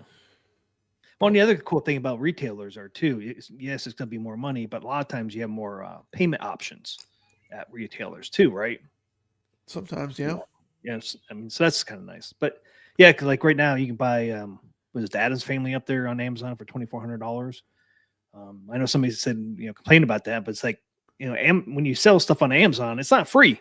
Amazon wants their Not cut free, too. yeah. I think you They do want get their like 2 percentage. years of Pinball Net or something. There were some extra benefits that they gave Is you there? that are a little bit above and beyond. But still, it's like, you know, to me, I'd just rather buy direct. That's just me. I mean, I'm gonna get the best price, you know. But I Yeah, understand, you know, I understand Zen people want to see them in stores, but you know, I mean, they've been there and done that, right? I mean, that's how you get the closeouts then, and that devalues Yeah. everyone's product. So Yep. your product that might be a $700 product, now it's worth $300 to everybody. That's only Every bad. single person that ever got one now, your machine is now worth the lowest price it's sold for. So it devalues the entire product line long term. Doc Mara said 2-year warranty on Amazon included. So you get 2-year warranty up there. Yeah, 2 years on Yeah, Pinball, that's a long time to have all those tables unlocked too. So I mean, by that time, who knows what they'll have, right?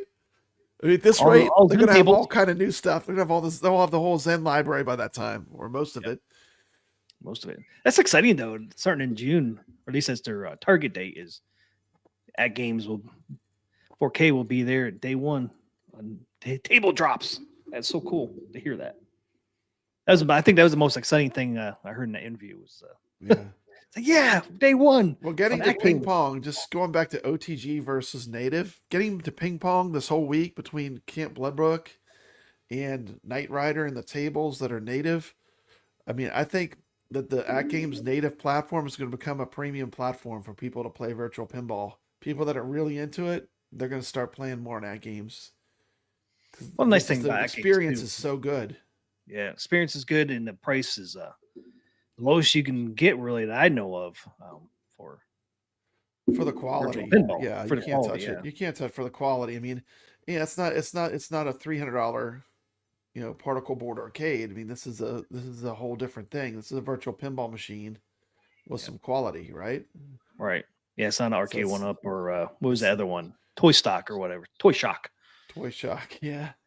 Yeah, it's not one of mean, those. This is It actually is an investment. premium Like I think quality. the Mel Kirk guy, he really has an idea. It is an investment. When you buy one of these machines, you are investing, right? It's not a cheap machine.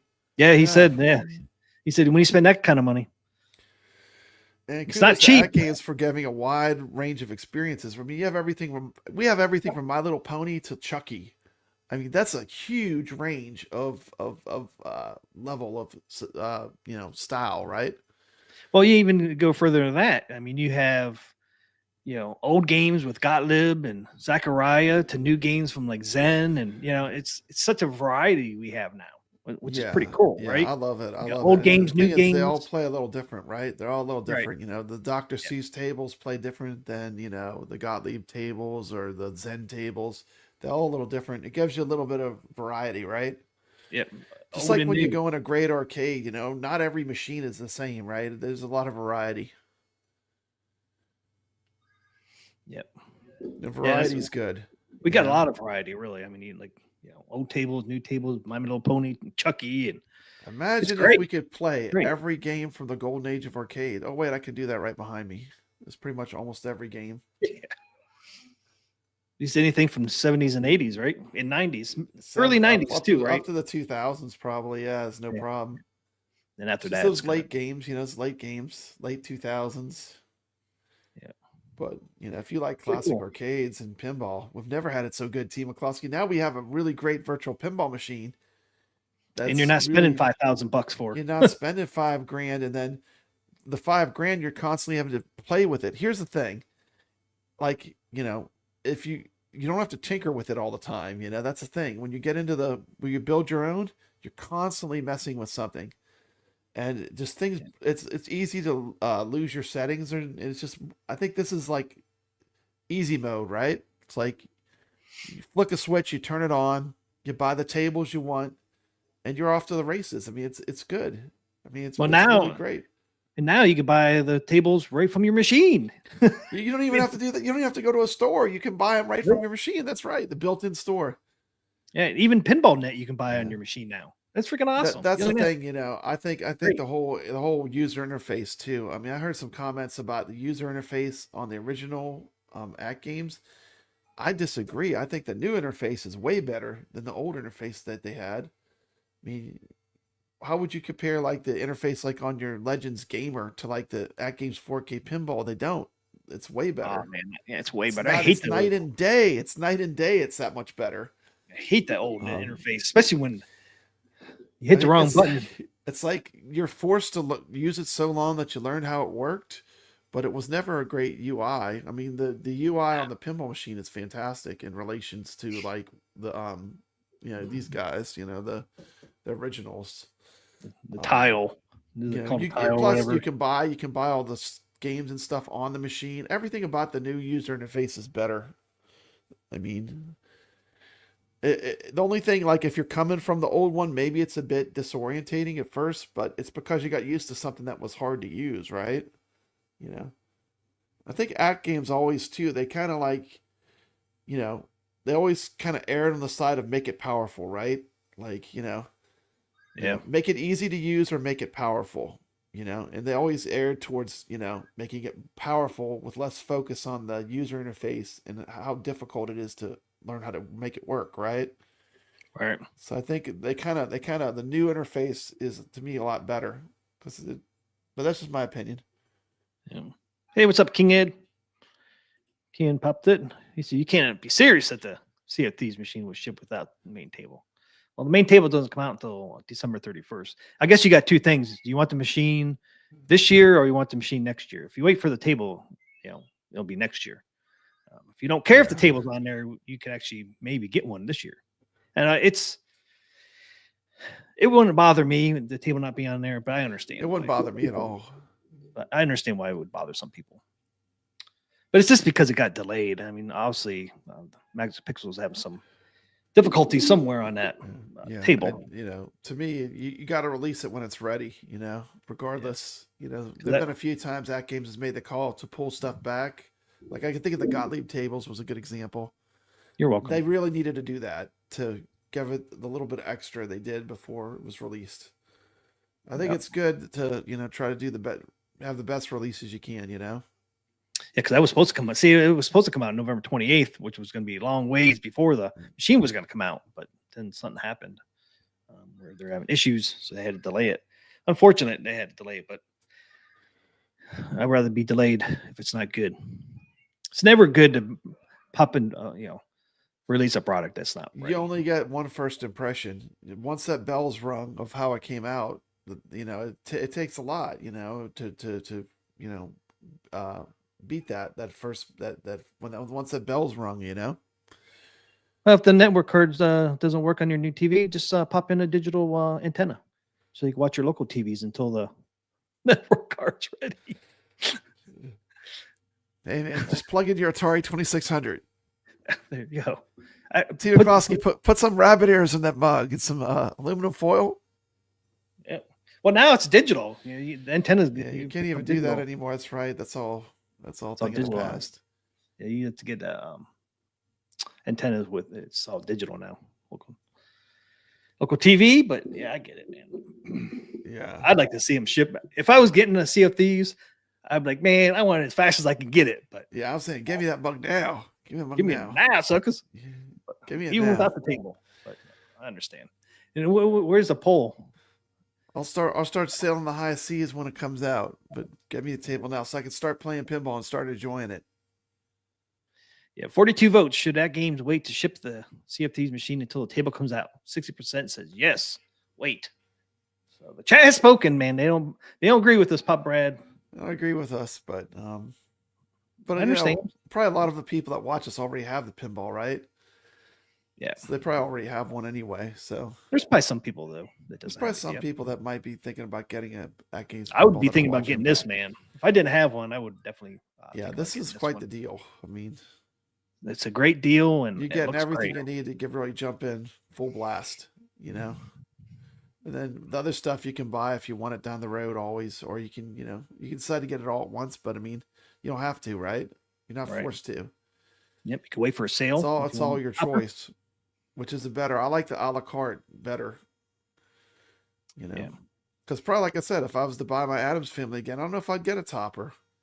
I mean, my topper lives in the off position when I'm playing, but you know, that game's ain't asking to charge you extra for the table or nothing. It just won't be there.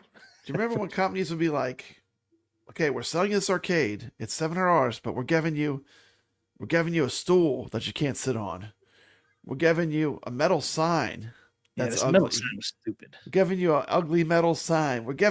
How about we give you a fatigue mat to stand on? TMCLOSKY, just sell me what I'm buying. I just want to buy what I want to buy. You know what I mean? I want to buy the arcade, man. Just give me what I need. You know? Give me the stuff that's important. You know, the SSF kit. You know, the machine with the SSF kit. That's what you need if you want to start playing it and enjoying it. Yeah, I never understood that when I was so stupid. I did get a Tron stole though, man, because that's how they were selling us the Tron. Dude, I'll never forget the video you did on your Tron where you were doing the marquee and it was like paper. You were like, it was like paper, like it was made out of just paper. And I was like, oh, it was difficult to watch, TMCLOSKY. It was difficult to do. It kept coming off of pieces. You totally gutted that thing, man. It's like it's so far from where it started. But that's part of the fun, you know, of this home arcade thing, though. It's part of the fun is modding stuff. But it's nice, you know, the Atgames you don't have to. The 4KP, you just build it, play it. Maybe you get a custom plunger, but really you don't really have to mod anything. There's nothing to mod unless you want to, right? I mean, it really doesn't have to. No, you don't have to. It's not full of defects when you get it. No, it's not full of defects. It's not full of defects. You know, the controls work. You know, could you put some, you know, some of those fancy gold leaf buttons if you want to, but do you have to? Not really. But I mean, you could, you know. But my point is, it's higher quality from the get go, which is really good for people that are gamers. They're just buying to play games. It comes well equipped. Yeah, it comes well equipped, and we got a lot of tables now. So, how many tables do we have now? It's right around 200. I'm not in the room with the pinball, but it's around 200. This is a lot. And then the TMCLOSKY. On top of that, you can OTG, and then the sky's the limit. And they're gonna have the standalone is right around the corner. Yep.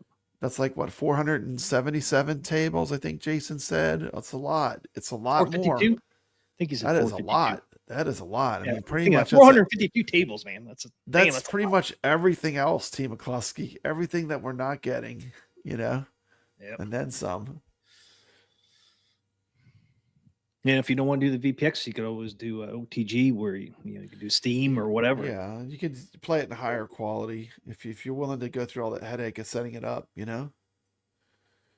Jesus says I still have to approve another 4 tonight for the VPX. I can't wait for the open beta. I'm gonna have to get in on that. I can't wait to try some of these tables. There's a lot of tables I like that I can't play. Like Gorgar is one I want to play, or just a ton of them. Centaur. There's all like these old pinballs that I like.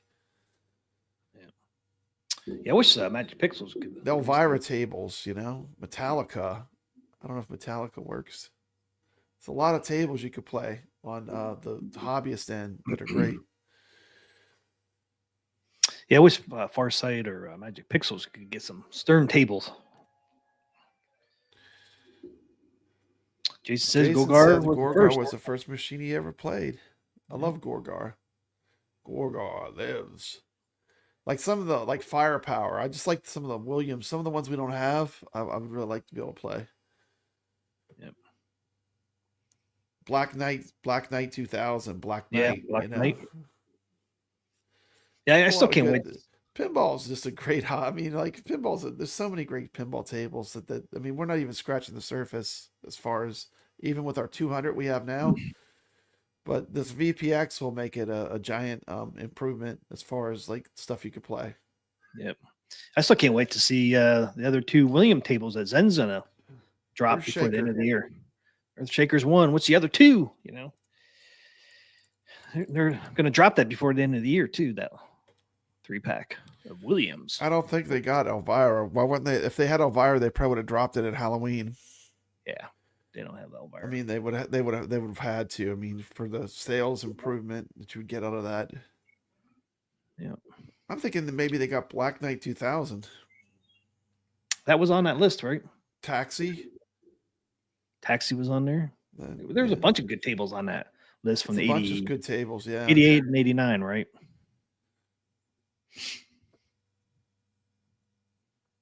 So what we got Now- next? We gotta keep this boat moving. All right, we could do tournaments, or we could do Karl's game of the week. Which one do you want to do first? You ready to take a break or anything? Yeah, let's take a quick break. Let's do the game of the week. Karl's game of the week. It's time for Karl Game of the Week!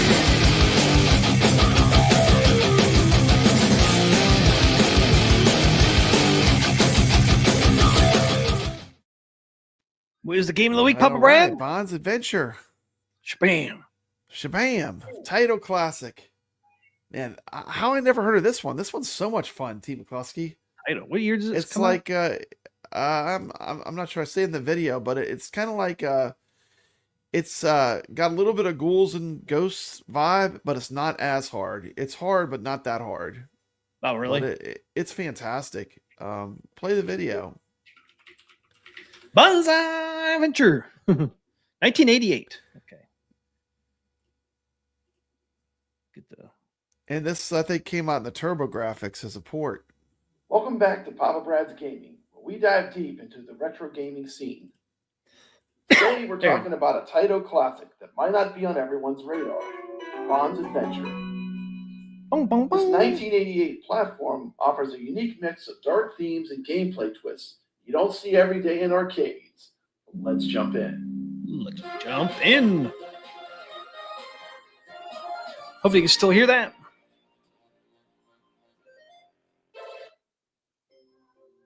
Taito is known for some legendary titles like Space Invaders and Bubble Bobble. But Bubble Bond's Bobble. Adventure is something a little different.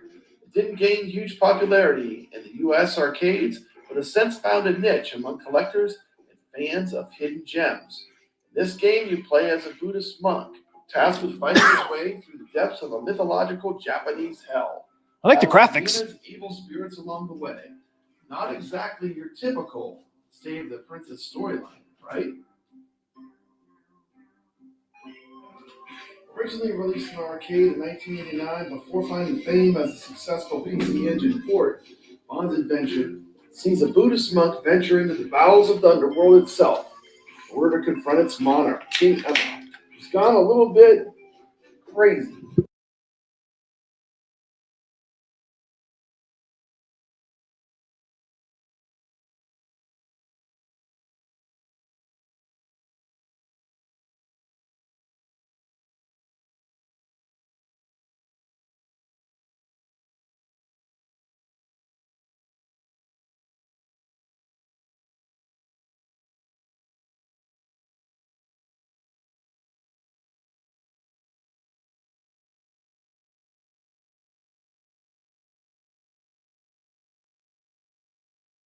What's up? We got no sound? Steve McCloskey, can you hear me?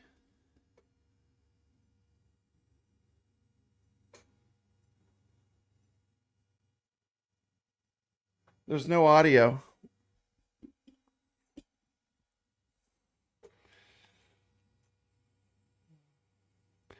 Game audio's off.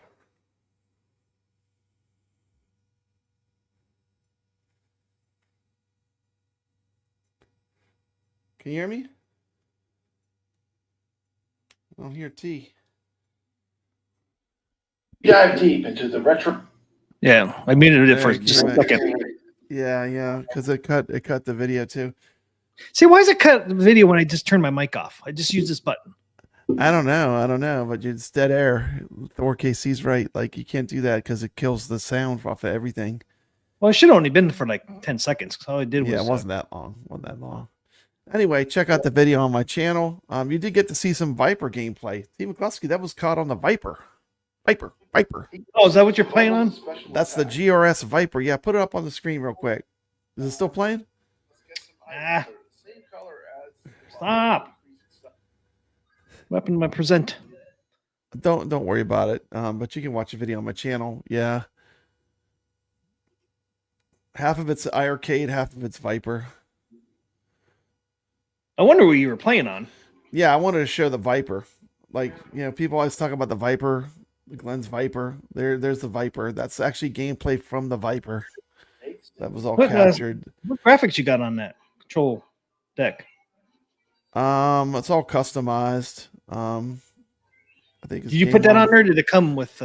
No, that's all custom. I put that on there. It's the GRS deck, but then it has custom graphics. See the game switcher or the 8-way switcher? Yeah, put it up real quick. You can't. No one can see it. Yeah, but that's the GRS gameplay. Creepy, otherworldly enemies. This game's fantastic though. If you like platformers, this is one that I never heard of. That's really good. It's really a lot of fun. If you like platform type games, this is one to check out. Graphics look great. It reminds me a little bit of Ghosts and Goblins, but it's not as it's not as unforgiving. But it is tough. It's it's easier than that game. But it's pretty cool. It's a great game. Check it out. It's crazy at the end. He turns into like a dragon. You have this crazy battle. It's bizarre. Huh. Watch when he gets in the boat. I love this part. Like the boat, it jumps. You can jump. The boat jumps. Pretty crazy. Yeah. But yeah, that's my gold cab. It has a BOE monitor. It's the GRS Vipers in it. So how you like it with the Viper? You literally have to set up every game. Like no one's talking about that. The GRS, it's like it can do a lot, but you're all on your own. It's like, how do you feel about setting up MAME and configuring everything by yourself? That's what this is. It's powerful, but you're going to be tinkering. Yeah, that's what I had to do. No one's talking about it. No, everyone's afraid to mention it. But there's no great community build with everything set up. We have so many good community builds with the Atgames community. Between all the different, the Legends Unchained, you got coin ops, you got just UCE files, right? Tons of ways. Like this doesn't have all that work done for you. So like the games play great, but you're setting it up yourself. Yeah, that's what I did with my Mr. Do back there. The good thing is like you really once you get a game finally exactly how you like it, it is set. Like I did Stargate exactly how I like it. And I swear, I almost like playing the Vipercade with Stargate on it more than my Defender Partycade. Really? Yeah. That's cool. It's like, do you want to have to mess with everything every time you want to play a game to set it up? That's the thing. Yeah. And like these builds that have like 5,000 games, they're 5,000 games, but nothing's set up for you. It's the configuration that takes the time, right? Yeah. On some of these games. It's like, how do you feel about fighting games with none of the buttons set? You have to manually figure out what each button is. Oh, you got to map all the buttons too? Everything has to be mapped by yourself. That's terrible. It's just like, we're pretty spoiled. I mean, even the stock ALU, you get 300 games right off the bat that are all ready to go. They're just like, turn on the switch and go, Oh, the new ALU? I mean, this is really for like, if you like the tinker, the Viper can be really cool. Yeah, if you like the great tinker, controls, Great controls. It is running, I think RetroArch or something. But it works good. It's just you got to set it up yourself. But I really enjoyed this game. It was a lot of fun. So check it out if you get it. It's on CoinOps. It's in MAME. It's on most multicades have this game. Yeah. Karl said, "Yeah, I'm spoiled. I don't want to mess with all that crap." This game, I didn't even know that this game is stock on the ALU. This is a great game. Yeah, check it out. You'll love it. It's fun. I never played it till recently, and it's this is one of those ones that's a hidden gem for sure. Yeah, I've never played it. Looks great. It actually did really well when it was on TurboGrafx. It was a popular TurboGrafx game, the port of it, but the arcade game is fantastic. I would highly recommend. Look at those graphics. I mean, it's from 1988, and the graphics to me still hold up. I mean, it looks great. They do hold up. And the one thing with this game, TMCLOSKY, it is hard, but it gives you unlimited continues. So like you can't just. Nice. It's like you can keep trying and trying and trying until you get it.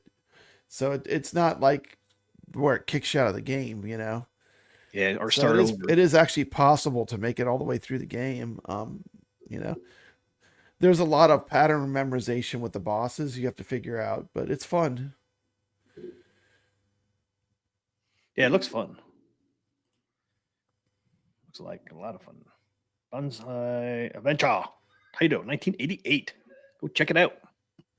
Stock on ALU. Imagine it's on CoinOpX. Yeah.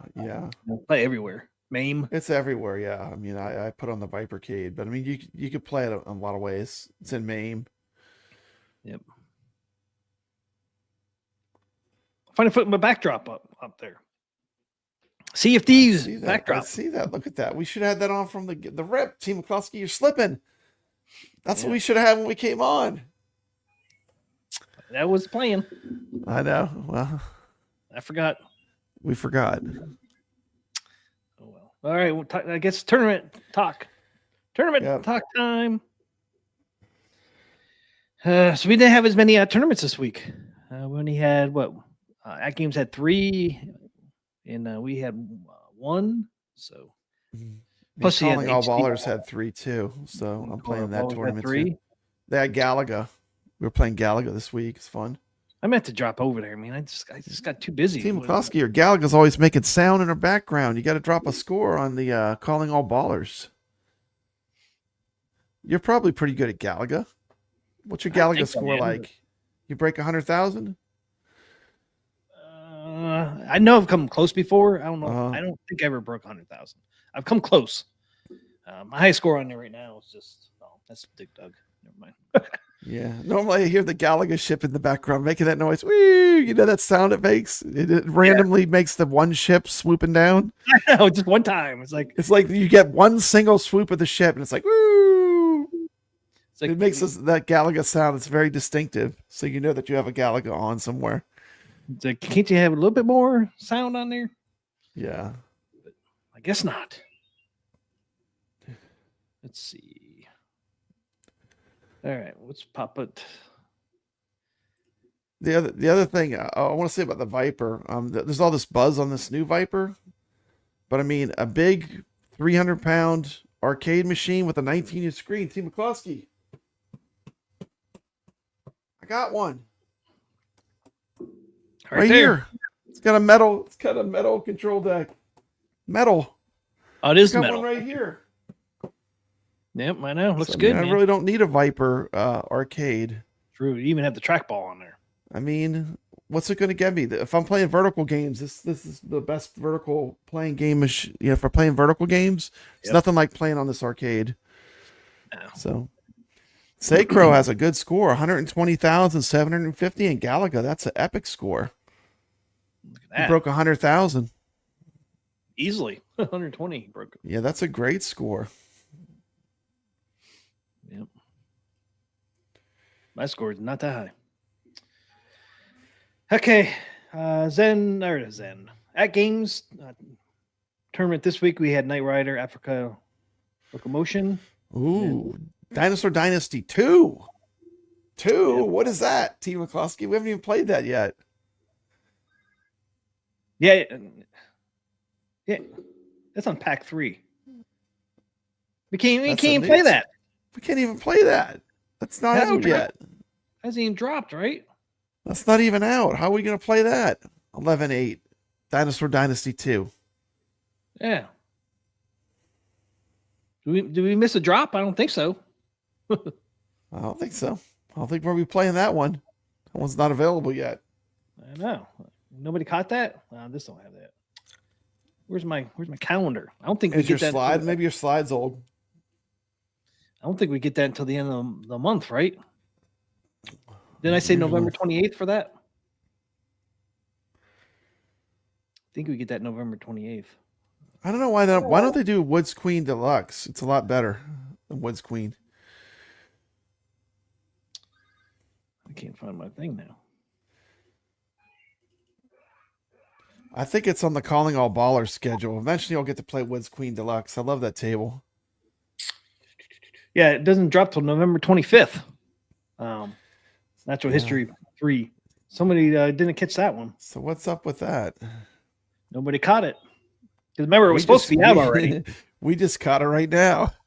Yep. Whoops. Well, I'm sure they'll substitute something else. Yeah. If they haven't already, they might already put up a calendar. We just missed it. Yeah, could have. Lucky Fruit. I've never. I don't remember that one. Remember Lucky Fruit? No, I never played that. Have you? I don't know. I know it's on my machine. I don't think I've ever played it. I guess I'll be curious to see what it is. Yeah, me too. I did have the November calendar. Is this it? There's a November calendar. Yeah, see, we don't get the natural history until down here, November 25th, Pop Brad. Yeah, so how are we going to play that? We get South Park before we get Natural History 3.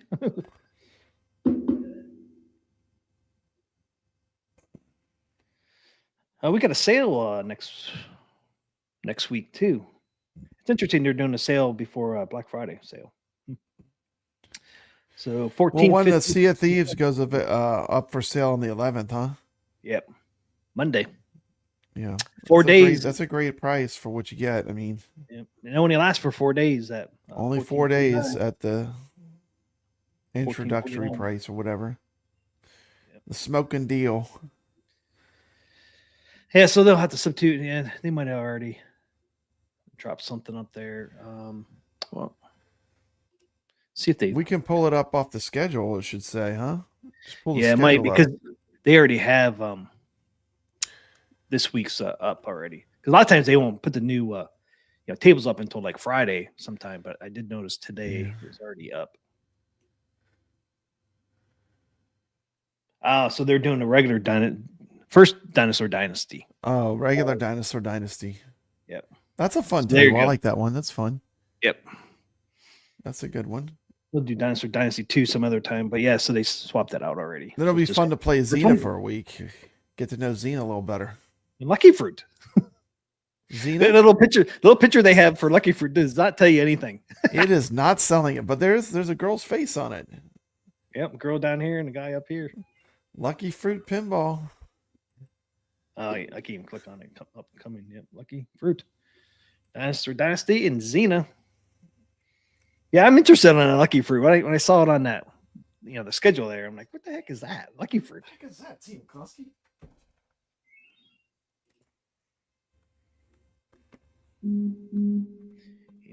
So we're going to have an annual gaming feast tournament starting November 27th for Thanksgiving. And then Jurassic Park is available to order from the U.S. warehouse on November 22nd. So there's some interesting things going on in November. I can't wait to get to South Park. Butters Pinball. South Park is coming. Won't be long now. No, so we're at the 8th. So not too long. Not next week, but the week after. So we just got a little less than 2 weeks for South Park.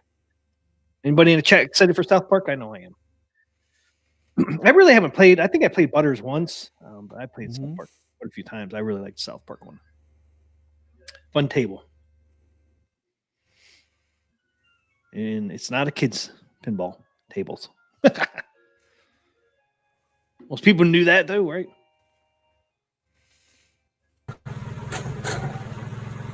This that Lucky Fruit? Some lucky fruit. The real machine.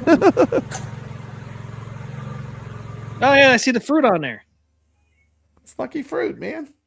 It doesn't look very appealing though. I gotta find the Zachariah one. Hold on, let me find it. That's the real machine. Hold on. Yeah, it's Pinball Pack 9 for Atgames. It is on Pinball Net. So. That is that machine. It is that machine though. It's the recreation of that machine. Yeah. That was a real pinball machine. It's real lucky fruit. Lucky fruit. This is the old school pinball here, man. This is the. I usually do good at these tables, TMCLOSKY. I do good at some of them, and some of them I don't. Yeah, I know you did really good on some of these classic ones. And some of them I'm terrible. How do I make it full screen? So take that down. Let's see. Share screen. There it is. Okay, here's some lucky fruit action.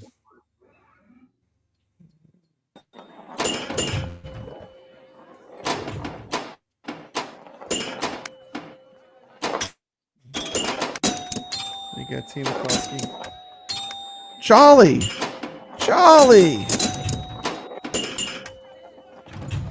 Nice. Man, Let's get some nice pairs there. You got some nice pairs. Yeah. He's shaking the heck out of this. Dude, it looks like you can nudge the heck out of this one. Did it on Atgames, man. You'd be tilting. Yeah.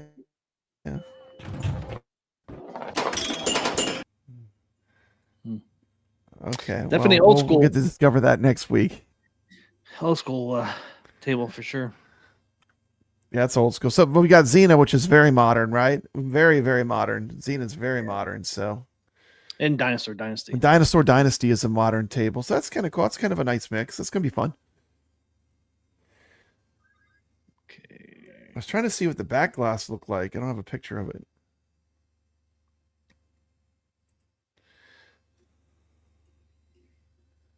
Lucky fruit.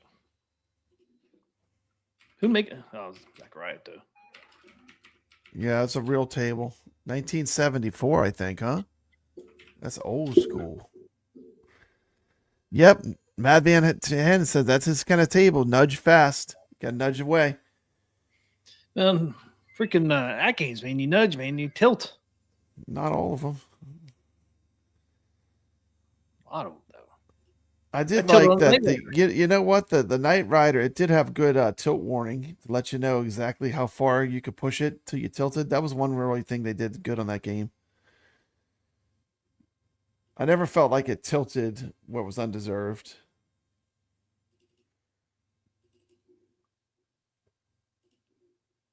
Oh, you found it? Let's pull it up.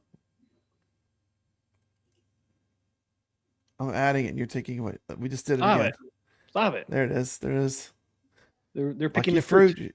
Yeah, she's picking some apples. Cherries, I think.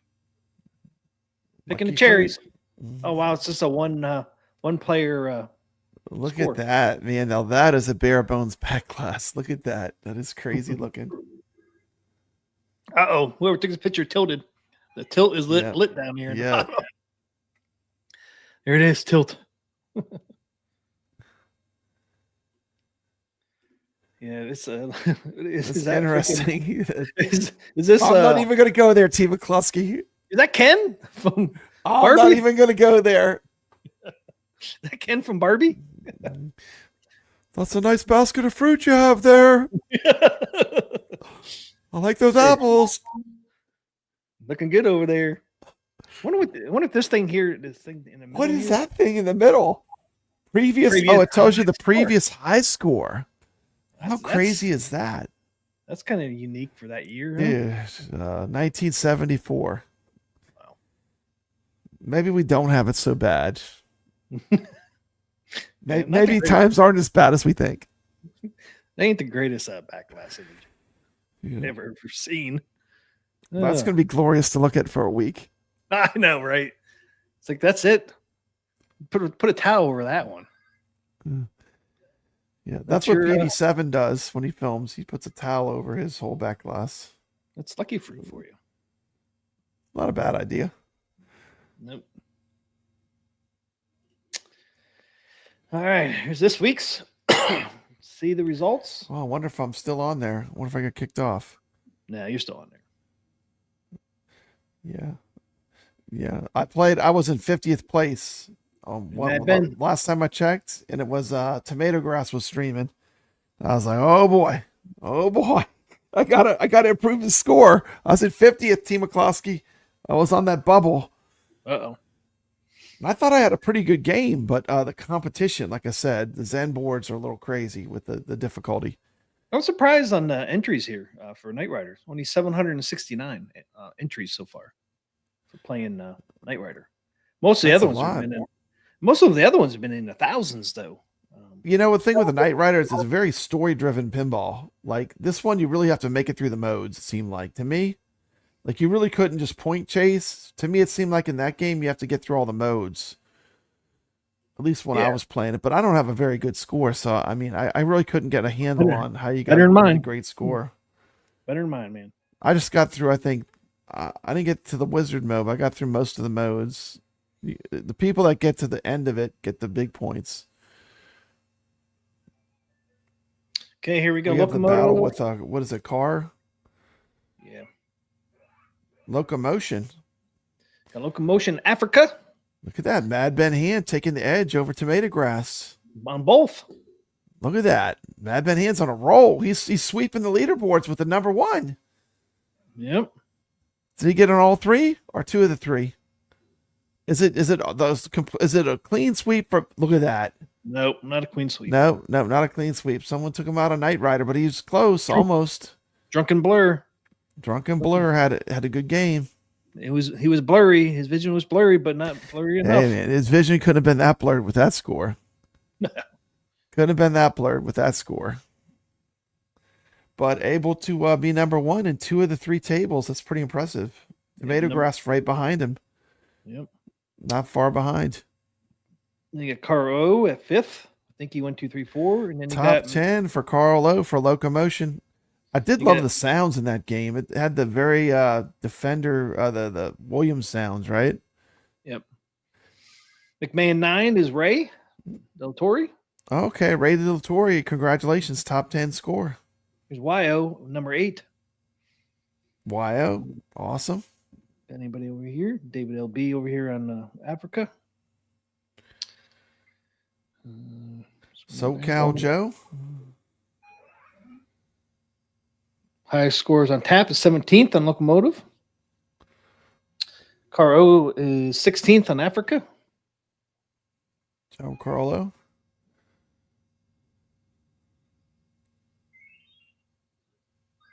Hey, there's TMCLOSKY 28th on Africa. TMCLOSKY. And I dropped again. Yeah, I went from number 1 to number 28. At least I'm on the leaderboard. Yeah, that's a big score. Over 100 million, right? Over 100 million. Yeah. 118. Pretty high scores on Africa. It was the highest high score.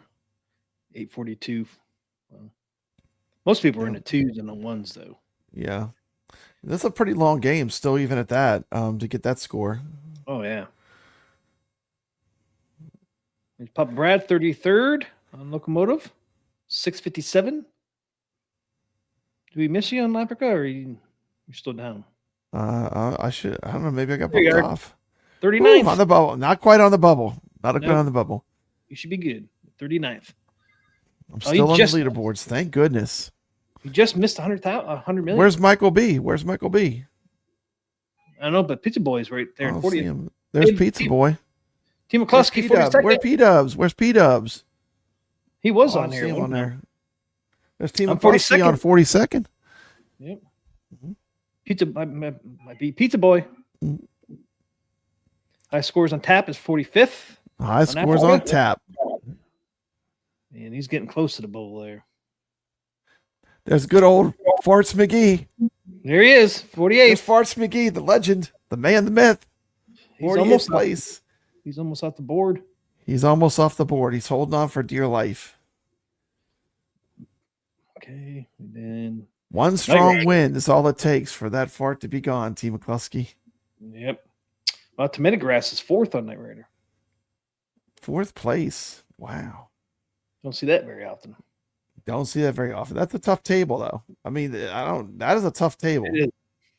When you get in those high scores like that, it gets tough. You got to get through them modes, you know? You got 20th, Pub Brad 20th, 174 million. Knight Rider. Karl just below you, 22nd. Dude, I was so worried I was not going to be able to get a score for this game to even be on the leaderboard. It's a tough game. You got to get through the modes. Chaotic PPR. 25th. Anybody else? Half a dozen. 34th.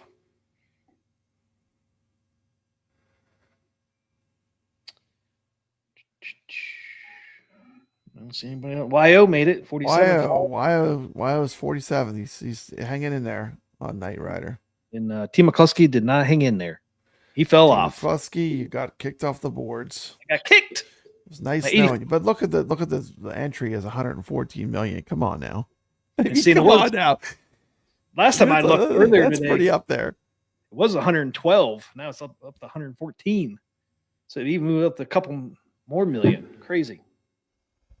It's okay, man. T. I didn't come close. I'm at 84 million. Yeah. Didn't come close.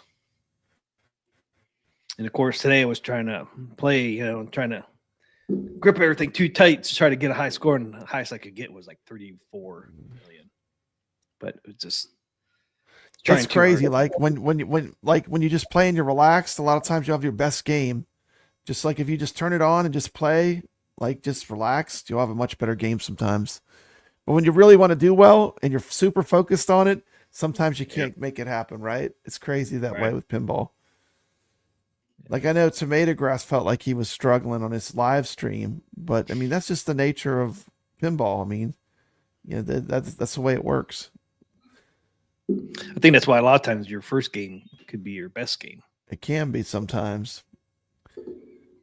But like the Knight Rider table almost took me a week to learn all the modes and like even how to progress through the game. It's so many it's very story driven, right?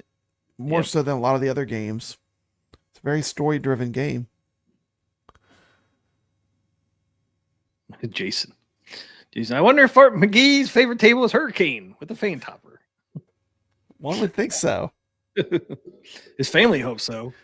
Turn that fan on. Hit that shot. I can't imagine. I mean, I wonder how much he was laughing when he made that name for his username. Yeah.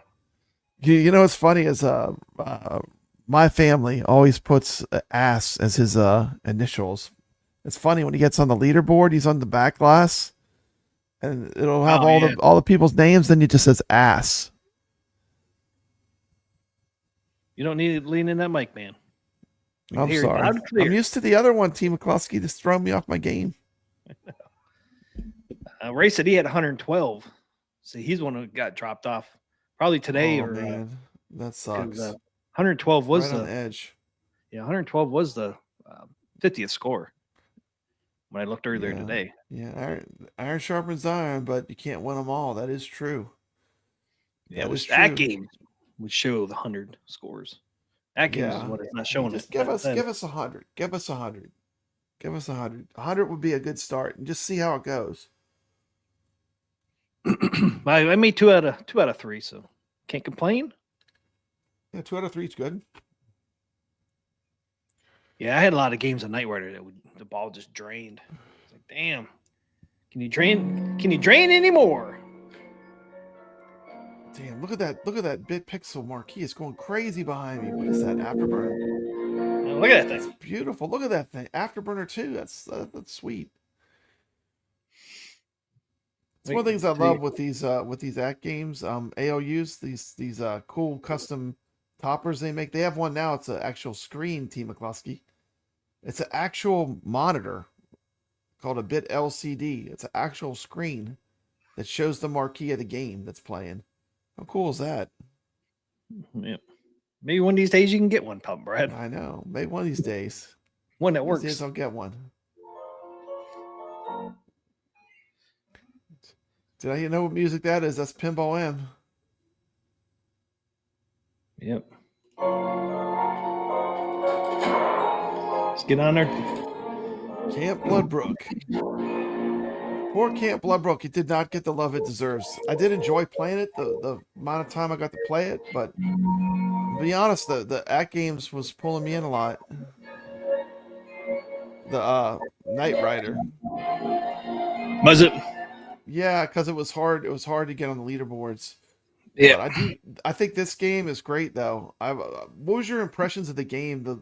As much as you got to play it, what was your impressions of the actual game? The Camp. I really liked the game. I liked the setup of it. It was easy to make the shots, even on I Steam. did too. It's so much better than I thought it would have been. You know, I don't know why. I just thought it was going to be like, you know, a lot of people were saying, oh, you know, it's Friday the 13th knockoff, B-rated. meant to be. Well, you know, but actually, it's a pretty good game. I was surprised how much fun it is to play.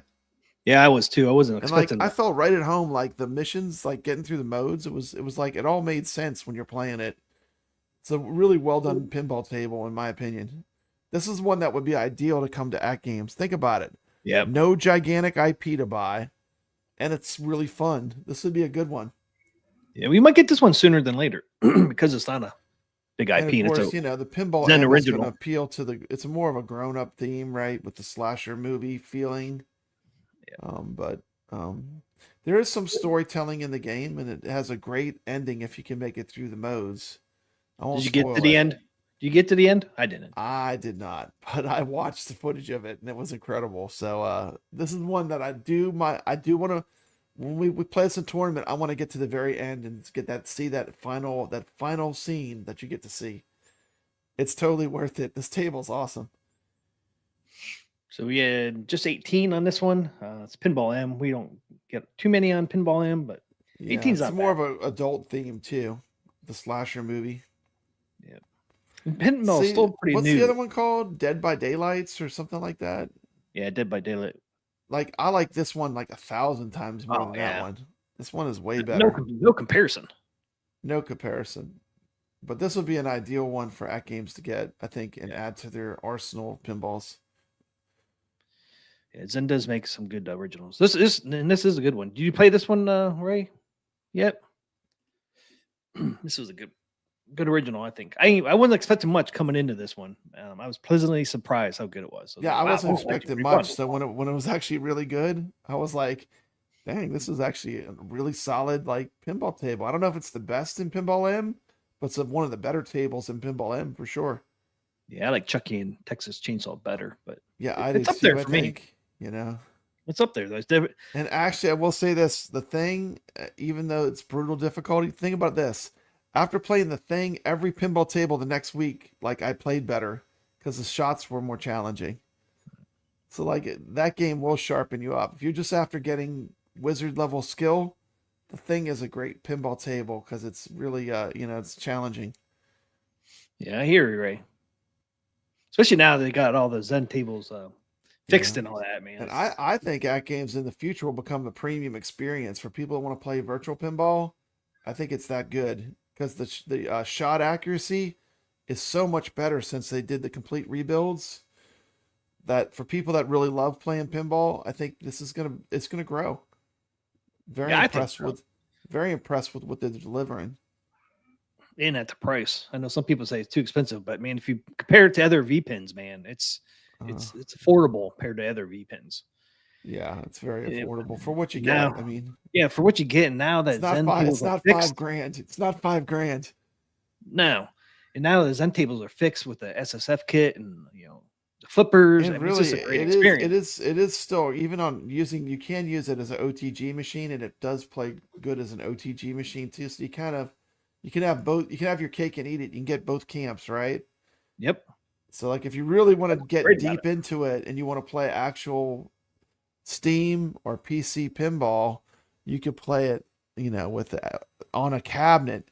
Which TMCLOSKY, when you play on a cabinet, there's no. I mean, it's just a Flipper different buttons. experience than playing it on a console. I mean, I love my PS4 Oh, when I yeah. play Zen Pinball, and I do enjoy it. It's just But not the same. playing on a cabinet is just a whole different experience. So much more immersive. Yeah, especially with when the you can SSF when you kit. can physically nudge and that accelerometer pushes that ball. There's just something cool about it, like that you don't get playing on a console, in my opinion. Well, it feels like a real pinball, right? I mean, especially with Feels the like a real SSF kit pinball, yeah. in there, it really feels like a real pinball. You can feel the ball moving. You can feel the vibrations. I mean, Yeah. it's a great experience. You hear the ball moving around. You know, sometimes it feels heavy. You know, you almost feel the weight of the ball drop off the playfield. It's That effect they get where like the sounds like the ball drops is really cool. You know, Yeah. Oh, it is. it sounds so real. And it doesn't get old either, man. Like every time I play it, man, it's just Doesn't. like, damn, this sounds so damn good. You know, it's a table I haven't visited in a while, and I played recently was the Amazonia.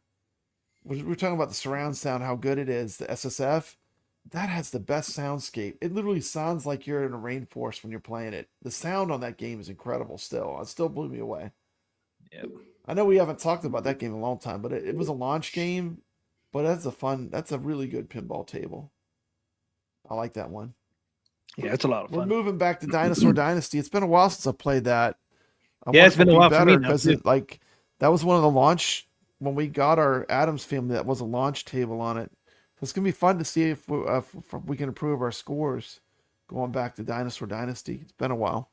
Hey, what's up, Zach Pin Player? He says, good table, but the ball is hidden a bit too much for me. Yeah, I hear you. But yeah, it is a fun table. Camp Blood Brook. Ray says, Amazonia was the first game he played on my SSF kit. The coin sound in World Cup soccer sounds so real. Yeah, this is a great experience. All right, so we had 18 players, Pop Brad. High scores on tap was 18th at 8 million. Oh, you got Herb Wars. He made it. Herb Wars. 17th at 14. My co-host on the Evercadians. We got high scores on tap, of course, from Calling All Ballers. And he is a YouTuber. Check out his channel. So is Herb Wars. Yeah, both of them were. Zach Pin Player. 16th. Playing. 19 million. Good score. Is that Kansas Bowl? Yeah, Kansas Bowl. 15th with 25 million. I got it. Arcade Talk. Arcade Talk. 14th. 26 million. Menno Soso. 13th. Little So-So. 30 million. T-Punk. 12th with 39 million. Good score. There he is. Number 11th. Doom. 11th with 45 million. There's Papa Brad, number 10. I can creep into the top 10 when we have 18. TMCLOSKY. 58 million. Good score, though. I got a good score, 58 million. And that's what I'm saying. This game, though, I think really has a bunch of modes. And I think like this would be a fantastic table to play for tournament play. You know, I think when it comes to Atgames, I can't wait to play it in Flipper Friends. Yep. With a bigger community. Number 8. You know how to say this one? Karl. No, number 8. Yeah, it's what was it? Ojibwa? 67 million. All these scores are pretty close so far. Yeah. Narcissistic Cannibal. Is that right? 83 million is 7th place. I hate this freaking Muse to Death, number 6 with 91 million. Oh wow. Yeah. Ojib. Muse to Death is Gregory, number 6 in the top 5 now. Gregory, we got Sacro in the top 5 with 112 million. Of course, Georgia number Peach, 4. Number 4. 149 million. That's a big jump.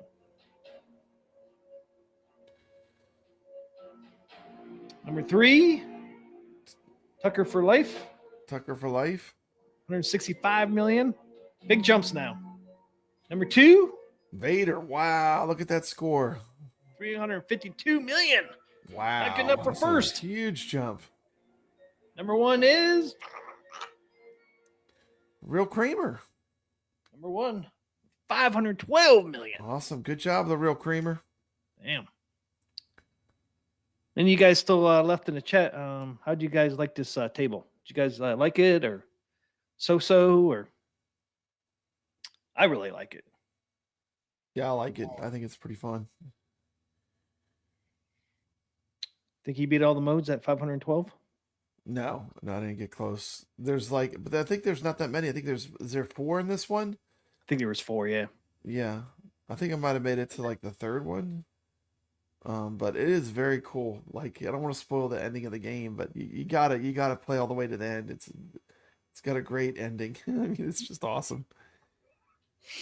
It's gonna shock you when the first time you see it. Like, I was like, did they do that? I can't believe they did that. It's good. Real Creamer said it's a tough table. Vader said I like it. Jason said it's a very fun table. Challenging for sure, Real Creamer said. Okay, was that challenging for you, Real Creamer? 512 million. Sakro said I liked it, and I'm not a big horror fan. This table was pretty mild. Yeah, it is pretty mild. Yeah, I think they even have like a regular. Don't they have a Pinball Effects version of this too? Yeah. I was surprised they put it on both platforms. Yeah, so they did that with some of them. I think they did it with because some people, I think, being a Zen original, they want to get as many people to look at it and play it and be an original. So I think that's why they stuck it on both. Just get more eyes on it. Because some people just don't play Pinball M. Yeah. They just stick with Pinball FX, and you kind of see that in our tournaments. We get the best turnouts on Pinball FX, and then the second best is FX3, and then Pinball M's. Yeah, and you keep not having us go to Pinball. We keep skipping Pinball FX. Now we're doing FX3. We got to go back to Pinball FX next week. Well, we did 6 weeks in a row on FX. That's why. I know. Well, people love FX. That's why. Oh, no. That's why we do it more often than. But there are tables you should experience, like Doom, or like Aliens. There are tables out there that are worth it going into FX3 for sure, right? Yep. And Ben Hand says, congrats. Yeah, congrats, Real Creamer, for number 1. Congratulations. Yeah, I mean, like you said, there are some nice, fun tables. You'd like to.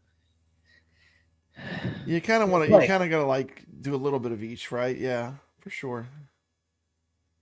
Vader said there's no blood on the FX version. Interesting. So they cleaned it up a little bit on the FX version. So who wants to play the FX version? There's no blood. It's a slasher game. It is a slasher game. That's kind of cool that they took the blood out on FX. Interesting. I did not know that. But yeah, after Doom, because it was such a close race between Doom and Aliens. I figured, you know what? Yeah, give Doom its time. People want to play Doom as well, so let's play Doom. Yeah. Doom is a fun table. I do like it. Yeah, I was playing it a little bit, making my video, and it's pretty fun. You got to put on some metal. Yeah, it's really. Very metal with all the demons and stuff. Yeah.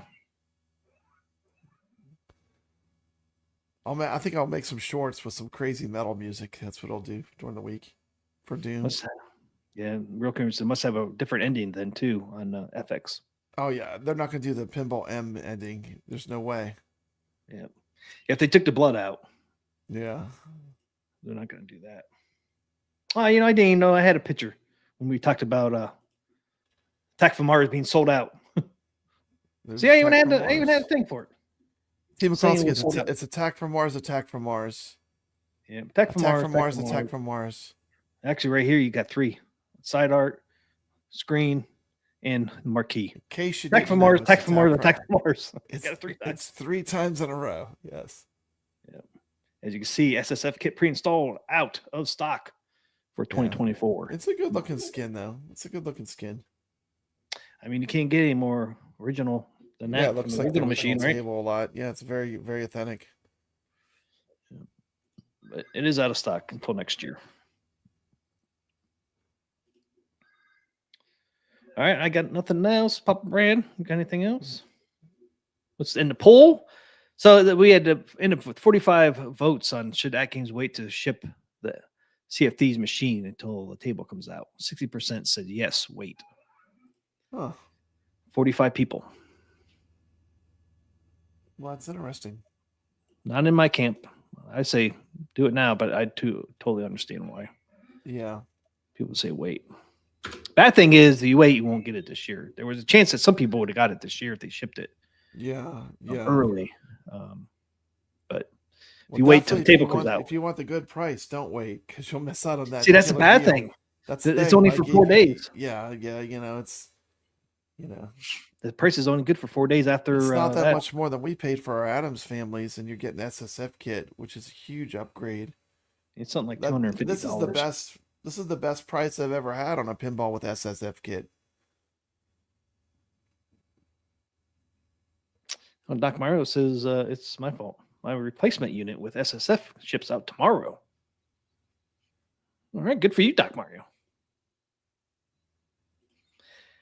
Mad Ben Hand says I struggle playing pinball on my PS5 controller. I struggle with my PS4 controller, so totally understand. You can't hit the shots like you can on the 4K pinball for sure. Yeah. I swear when I was playing Doom today, I had a little bit of lag on my controller. Yeah. Like, oh, that dirty brat and flipper lag. There's coming that back. lag back. That lag. You don't miss that. I know. No, that was on my. I don't know if there's something wrong with my controller or what, but oh, that's why there's no more Attack from Mars. You took the last one, Doc Mario. Doc Mario took the last That's the one. last So one. that one is mine. Give it here, suckers. Not for you. Give it just nothing for you. It's mine only. Hands off. It is my price. It is out of stock. Sold out. Sold out until next year. Yeah, who knows what's going to bring next year too, man? Because the port workers might go back on strike on January 15th. Think about that too when you're thinking about if you want to get a pinball, 4K pinball from Atgames. I mean, there's so much. I mean, so much goes into getting these pinball machines. You know, with the international, everything, the exchange rates. I mean, the manufacturing. I mean, it's Shipping, amazing. transportation. I mean, you could hear the Zen guy was even talking about it, right? Mel Kirk was saying, Yeah. Atgames has done a good job, dealing with all the challenges of doing this product, a high quality virtual pinball at this level, right? Everything you got to manage. Do. Yeah. Plus, Like I said, damn it. Even the Atgames himself is not immune from getting their machines damaged. When they went to the Chicago Pinball Fest, a lot of those machines, a few of them took a beating, right? Yep. That poor Adams family didn't even make it in one piece. I know. Terrible. There's leave the factory like that, that's for sure. Nope. Sure did not. Somewhere on that, probably FedEx. Using a fork machine when they shouldn't be. Who knows what those people do with those things? We've seen some videos out there when ours shipped. People just drop it on. I'm just glad mine wasn't damaged. They left it out in the middle of the road. I told you that. Like when they didn't even get it that close to, but I'm glad they did because they probably would have been flipping it end to end. It's so heavy.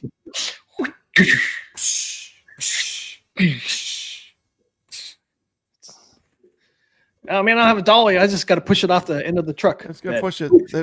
They probably try lifting it up and then they see stars, because it's like, what is it, like 85 pounds for that main box? It's a heavy box. Yeah. No joke. It's no joke. The total weight on both boxes is 130. So yeah, 130 pounds. Yeah, 85. I mean, that's still light compared to how much is a real pinball machine? 300 pounds. Probably. It's probably about twice that at least. They're pretty damn heavy. Pretty heavy, yeah. That's why it's like I think Karl said last week or a week before that they could ship it like they do the ALU, which it's upright, might hold up better. One thing I always thought was really cool about the ALU is the hard part is all built for you. The whole top half of the machine, you basically just build the bottom part that you put it on, but then all the hard stuff, the monitor, the controls, all that stuff comes pre-built. That's nice. And basically, you just build the very bottom of it, the little, the basically the stand part, right? And that's I the always easy thought part. that was a really cool design the way they did that. Yeah, because the arcade 1-ups, you got to build the whole thing. Oh, yeah, it's just a pain. Everything. It's like a model kit, The first one I ever did, my Pac-Man, it took me forever to do that damn thing. It's like, damn. I was always real meticulous when I built arcade 1-ups too. It took me forever. But I kind of enjoyed that. There's a certain zen to it, you know. Yeah. It's like building a model kit or something. Yeah, once you do one, they're all Yeah, it's not that hard. pretty easy after that. It was taking me like 30 minutes when I did all my other ones. Pac-Man took me like 2 hours. It's like, damn. Trying to figure out all that stuff. And plus, I did took my time too, since it was my first one. When you get it though, man, the first time you look at it, it's like, oh, it's in pieces, man. I got this whole thing together. One thing I'll give credit to Arcade 1-Up is their instruction manual was really good. Yeah. They sent you through step by step how to build those things. That's one thing I give credit I'll give to Atgames. You don't need much of an instruction manual. I mean, it's not that difficult. Put the legs on. Yeah, it's pretty basic. Put the back, match the letters. It's like pretty easy, actually, considering what a complicated machine it is. It's pretty easy. It's pretty much all built for you. You just got to put the back glass on there. Put the back glass on and plug a couple cables in, and you're done. Yep. You're off to the races. You're playing pinball. You've got a topper, just 2 wing nuts and another cable, and that's it. Yeah. Done. You're done. Yeah, pretty easy. The topper's tall, though. Make sure you have don't build it in a different room than you're going to put it in, because you're not going to be able to get through any doorway with the topper on it. Yeah. I built mine in my room, so I didn't have that. Built it in your room, problem. Yeah. But if you're going to move it, don't plan on moving it, because you have to take the topper off. Got to take it off. It'll be too tall. It won't fit through a doorway. Yep. I've never taken my topper off. It probably look funny with it off. Have it on there for all the time. You're just used to it. Yep. If And you see, I never one, unless the topper's killer, I probably won't need a topper. No. Yeah, for the Sea of Thieves, I would not buy the topper. I don't like it enough. Depends. Like the Jurassic Park topper looks great, though. I like that Jurassic Park topper. Peanuts a lot of them are good. But I kind of like that they're just giving you the option. I think is a much better model for me. Than just pushing all the upgrades to you at once. Yeah, nice thing about the topper, not nice thing about the topper. Nice thing that these ones don't come with a topper, because some people just don't have the space, the head space for the topper. Mm-hmm. And then so it's worthless to them to have it because they can't use it. That is true. Unless they plug it, hang it up on the wall somewhere and plug it in. Especially if you're there's the game that's better than Mr. Do right there, right behind me. Look, TMCLOSKY. Dig Dug is not better than. It's better than. It's not better than Mr. Do. No, it's not. The game. It's the Atari game that's famous. Mr. Do's famous. Everybody knows Mr. Do.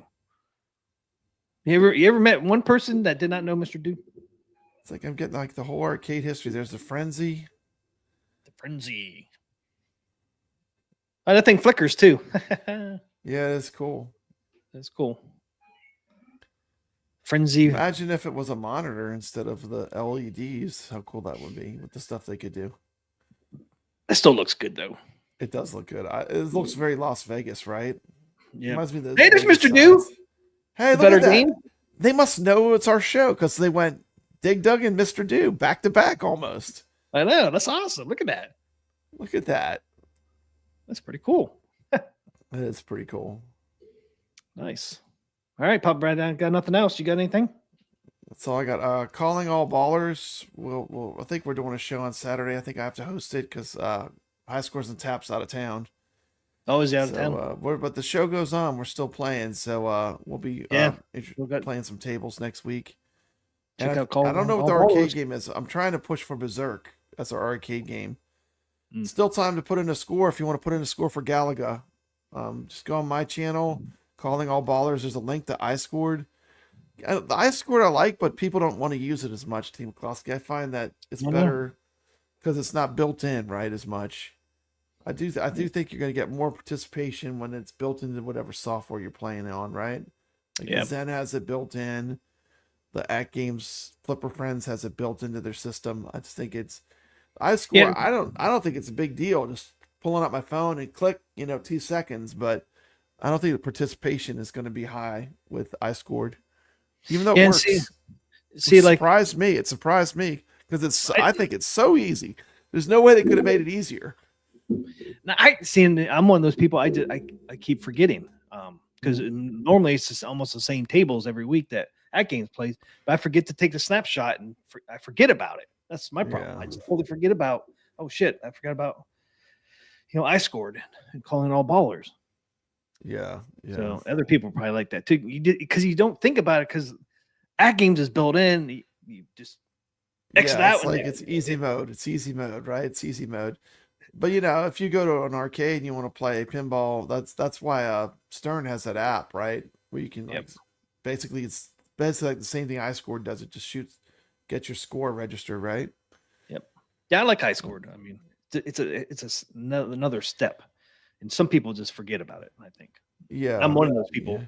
Like last week, I did really well. I think I entered all the tables, and this week, I had stuff going on this week too. Yeah, we had a lot just of for being plate, here. So. But I always feel bad when I get on there. People don't realize that Sea of Thieves video. It took me like a couple days to make that video. That took a while. It was not an instant deal, right? Produce videos sometimes could take some time. Oh yeah, it took me like a day and a half. Yeah, versus just like throwing on the camera and just talking live stream. It's like nothing, right? You just. Mad Ben Hands, I don't think so. Mad Ben Hands asked, "Do you think Atgames will have it so we can set up our own tournaments on 4KP?" Probably. I would say no. Yeah, you never know. Maybe one day. I mean, MCAP used to do it, and well, Zen has it through their consoles. I mean, it's possible. It's possible, but I don't see it. I don't see it happening in the short term. Like long term, maybe, but short term, I don't see it happening. If they can get together with Zen, maybe something like that could happen. Yeah, well, you heard Zen was all about community building, so you never know. Even if they just did the Zen tables, because Zen has already kind of set up. I wouldn't think it would be too hard to transfer it over to the 4K. Imagine if they could just incorporate the Zen tables into the Zen architecture of then you'd be competing against all the Zen players. That'd be crazy. But that would even be cool too. Competing everybody on Steam and 4K and but they do have the cross. What's they call that, crossplay? Yep. I do like. Yeah, that's true. They do have crossplay. Yeah. So, I mean, if they just added Atgames to the crossplay platform, that's all you got to do. It's just a score. We could play the tables. Yeah, we could play the actual tables on the cabinet and compete and be on the leaderboards. That'd be awesome on the official Zen leaderboards. Would be pretty neat. And Zen might do that. Zen might have official leaderboards. It might just be Atgames at first, or they might just do like an Atgames tournaments at first. Oh yeah. Okay. On the Zen, I don't know. That's the thing that's exciting. See, all the roads are still open. TMCLOSKY. We're still making. There's a lot of ways, a lot of things that could happen, right? Right. And Mel Kirk talked about that. Like, he even said they're playing a lot of things. Different things going down the road. It's a good time. It's a good time to have Atgames pinball for sure. Yep. And remember, get started. There's no better time to jump in than right now. You're like, remember Atgames, beginning of the greatness. Atgames even said they're going to have some kind of 2 paid services just for Zen. We still don't know what those are. Yeah, but Atgames did drop that. Said there will be 2 paid type of stuff going on with just Zen stuff. So I think there's a lot of things in the works that we don't know. Yeah, about. It's exciting time. Yeah, the possibility is definitely there. Yeah, sounds like they got a lot of things coming down the pike. And now that the flipper lag is fixed, I think we'll start seeing this stuff. Yeah, I think a lot of the attention, almost all the resources, it was all hands on deck for that one problem until they had it fixed. Yeah. So now I think things will just get better and better. Yeah, I think we might see a lot of stuff next year now that the flipper lag has been fixed. I agree. And he even kind of said that too. That it's time to start to build up. Yeah, I mean, of course, then you got the alternate paths, right? You got, and Atgames did just hire that guy from Pinball Rcade, TMCLOSKY. Yep.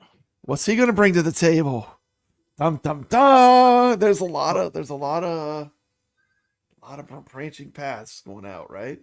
And that new guy, Scott, they just hired, he is the head on this Sea of Thieves table. So it's his actually. Yep. I'm thinking the table's gonna be a lot of fun. I'm hoping it's gonna be great. I mean, hopefully. I think one of the paid services that Atgames is going to do with Zen is I think we're going to see something like pinball pass on just for the 4K pinball.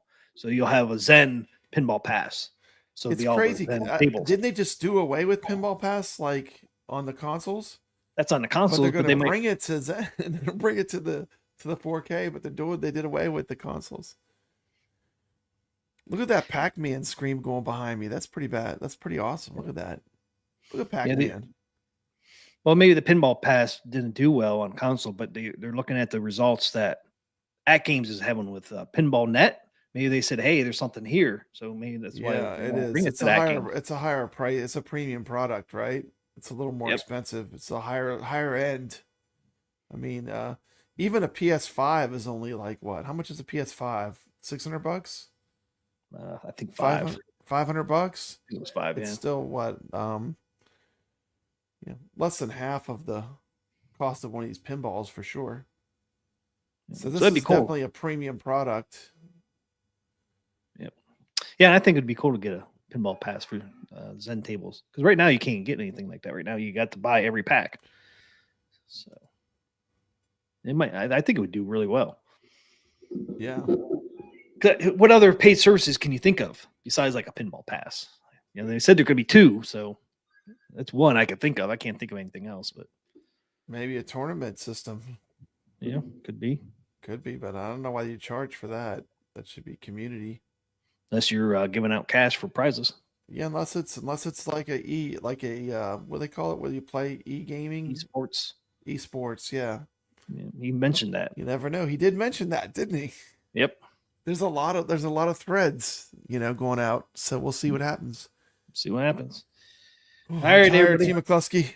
Let's go. Let's do it. Let's get out of here. Okay, man. Thanks for Have a- watching, everyone. We Have a appreciate great you. weekend. Don't forget to use affiliate links if you're buying anything from Atgames. Help you give a little discount on that if you're getting the pinball machine or See you, Thieves. going on 50 there and bucks. buying stuff anyway. It will help us out a little bit, and that's about it. See you, Thieves helps you out because it gives you $50 off, and we'll be putting videos out with the details of that $50 off. as well. Yeah, we're gonna get back to community too. Anything we get, we're probably just gonna dump it back into prizes for the show and stuff, like we always have done. Yep. Have a great weekend, everybody. Have a great Friday. Hopefully, see you back next week. Thank you. Do Elvira one legit. more time, guys. One more time. I'm doing Elvira. Last time she coming on. Unfortunately. Good night, everybody. Good night.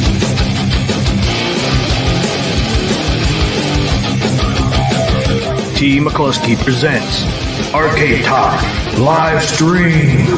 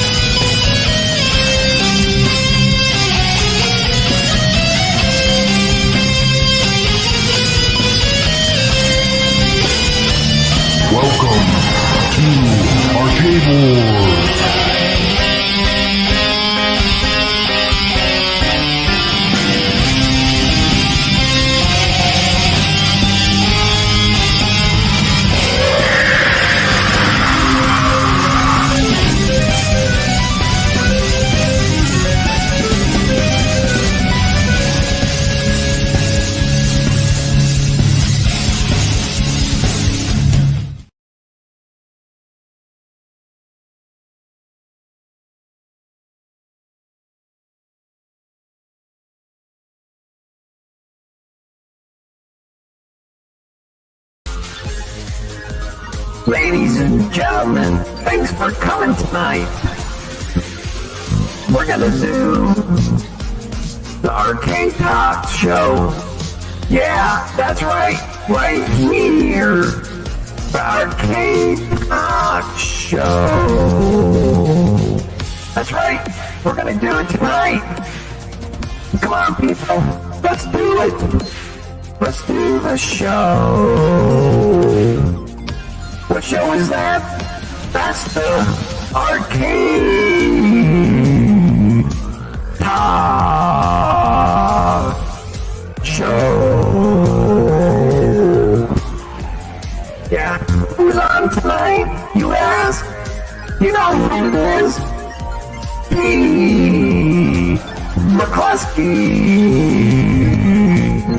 And who else? You know who it is? Papa Brad.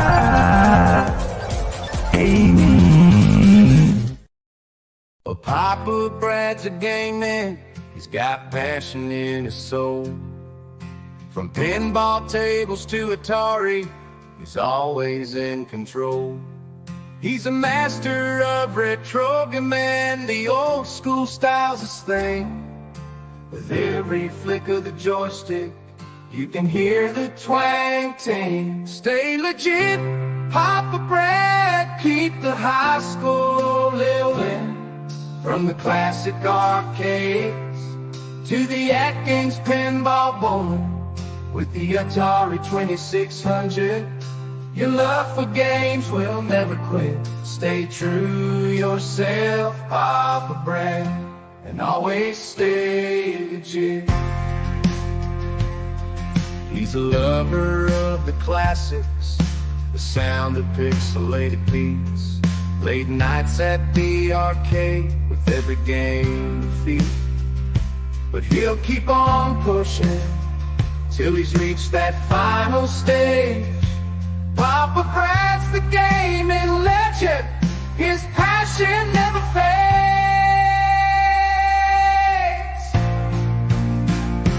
Stay legit, Papa Brad, keep the high school rolling. From the classic arcades to the Atgames pinball bowling. With the Atari 2600, your love for games will never quit. Stay true yourself, Papa Brad, and always stay legit.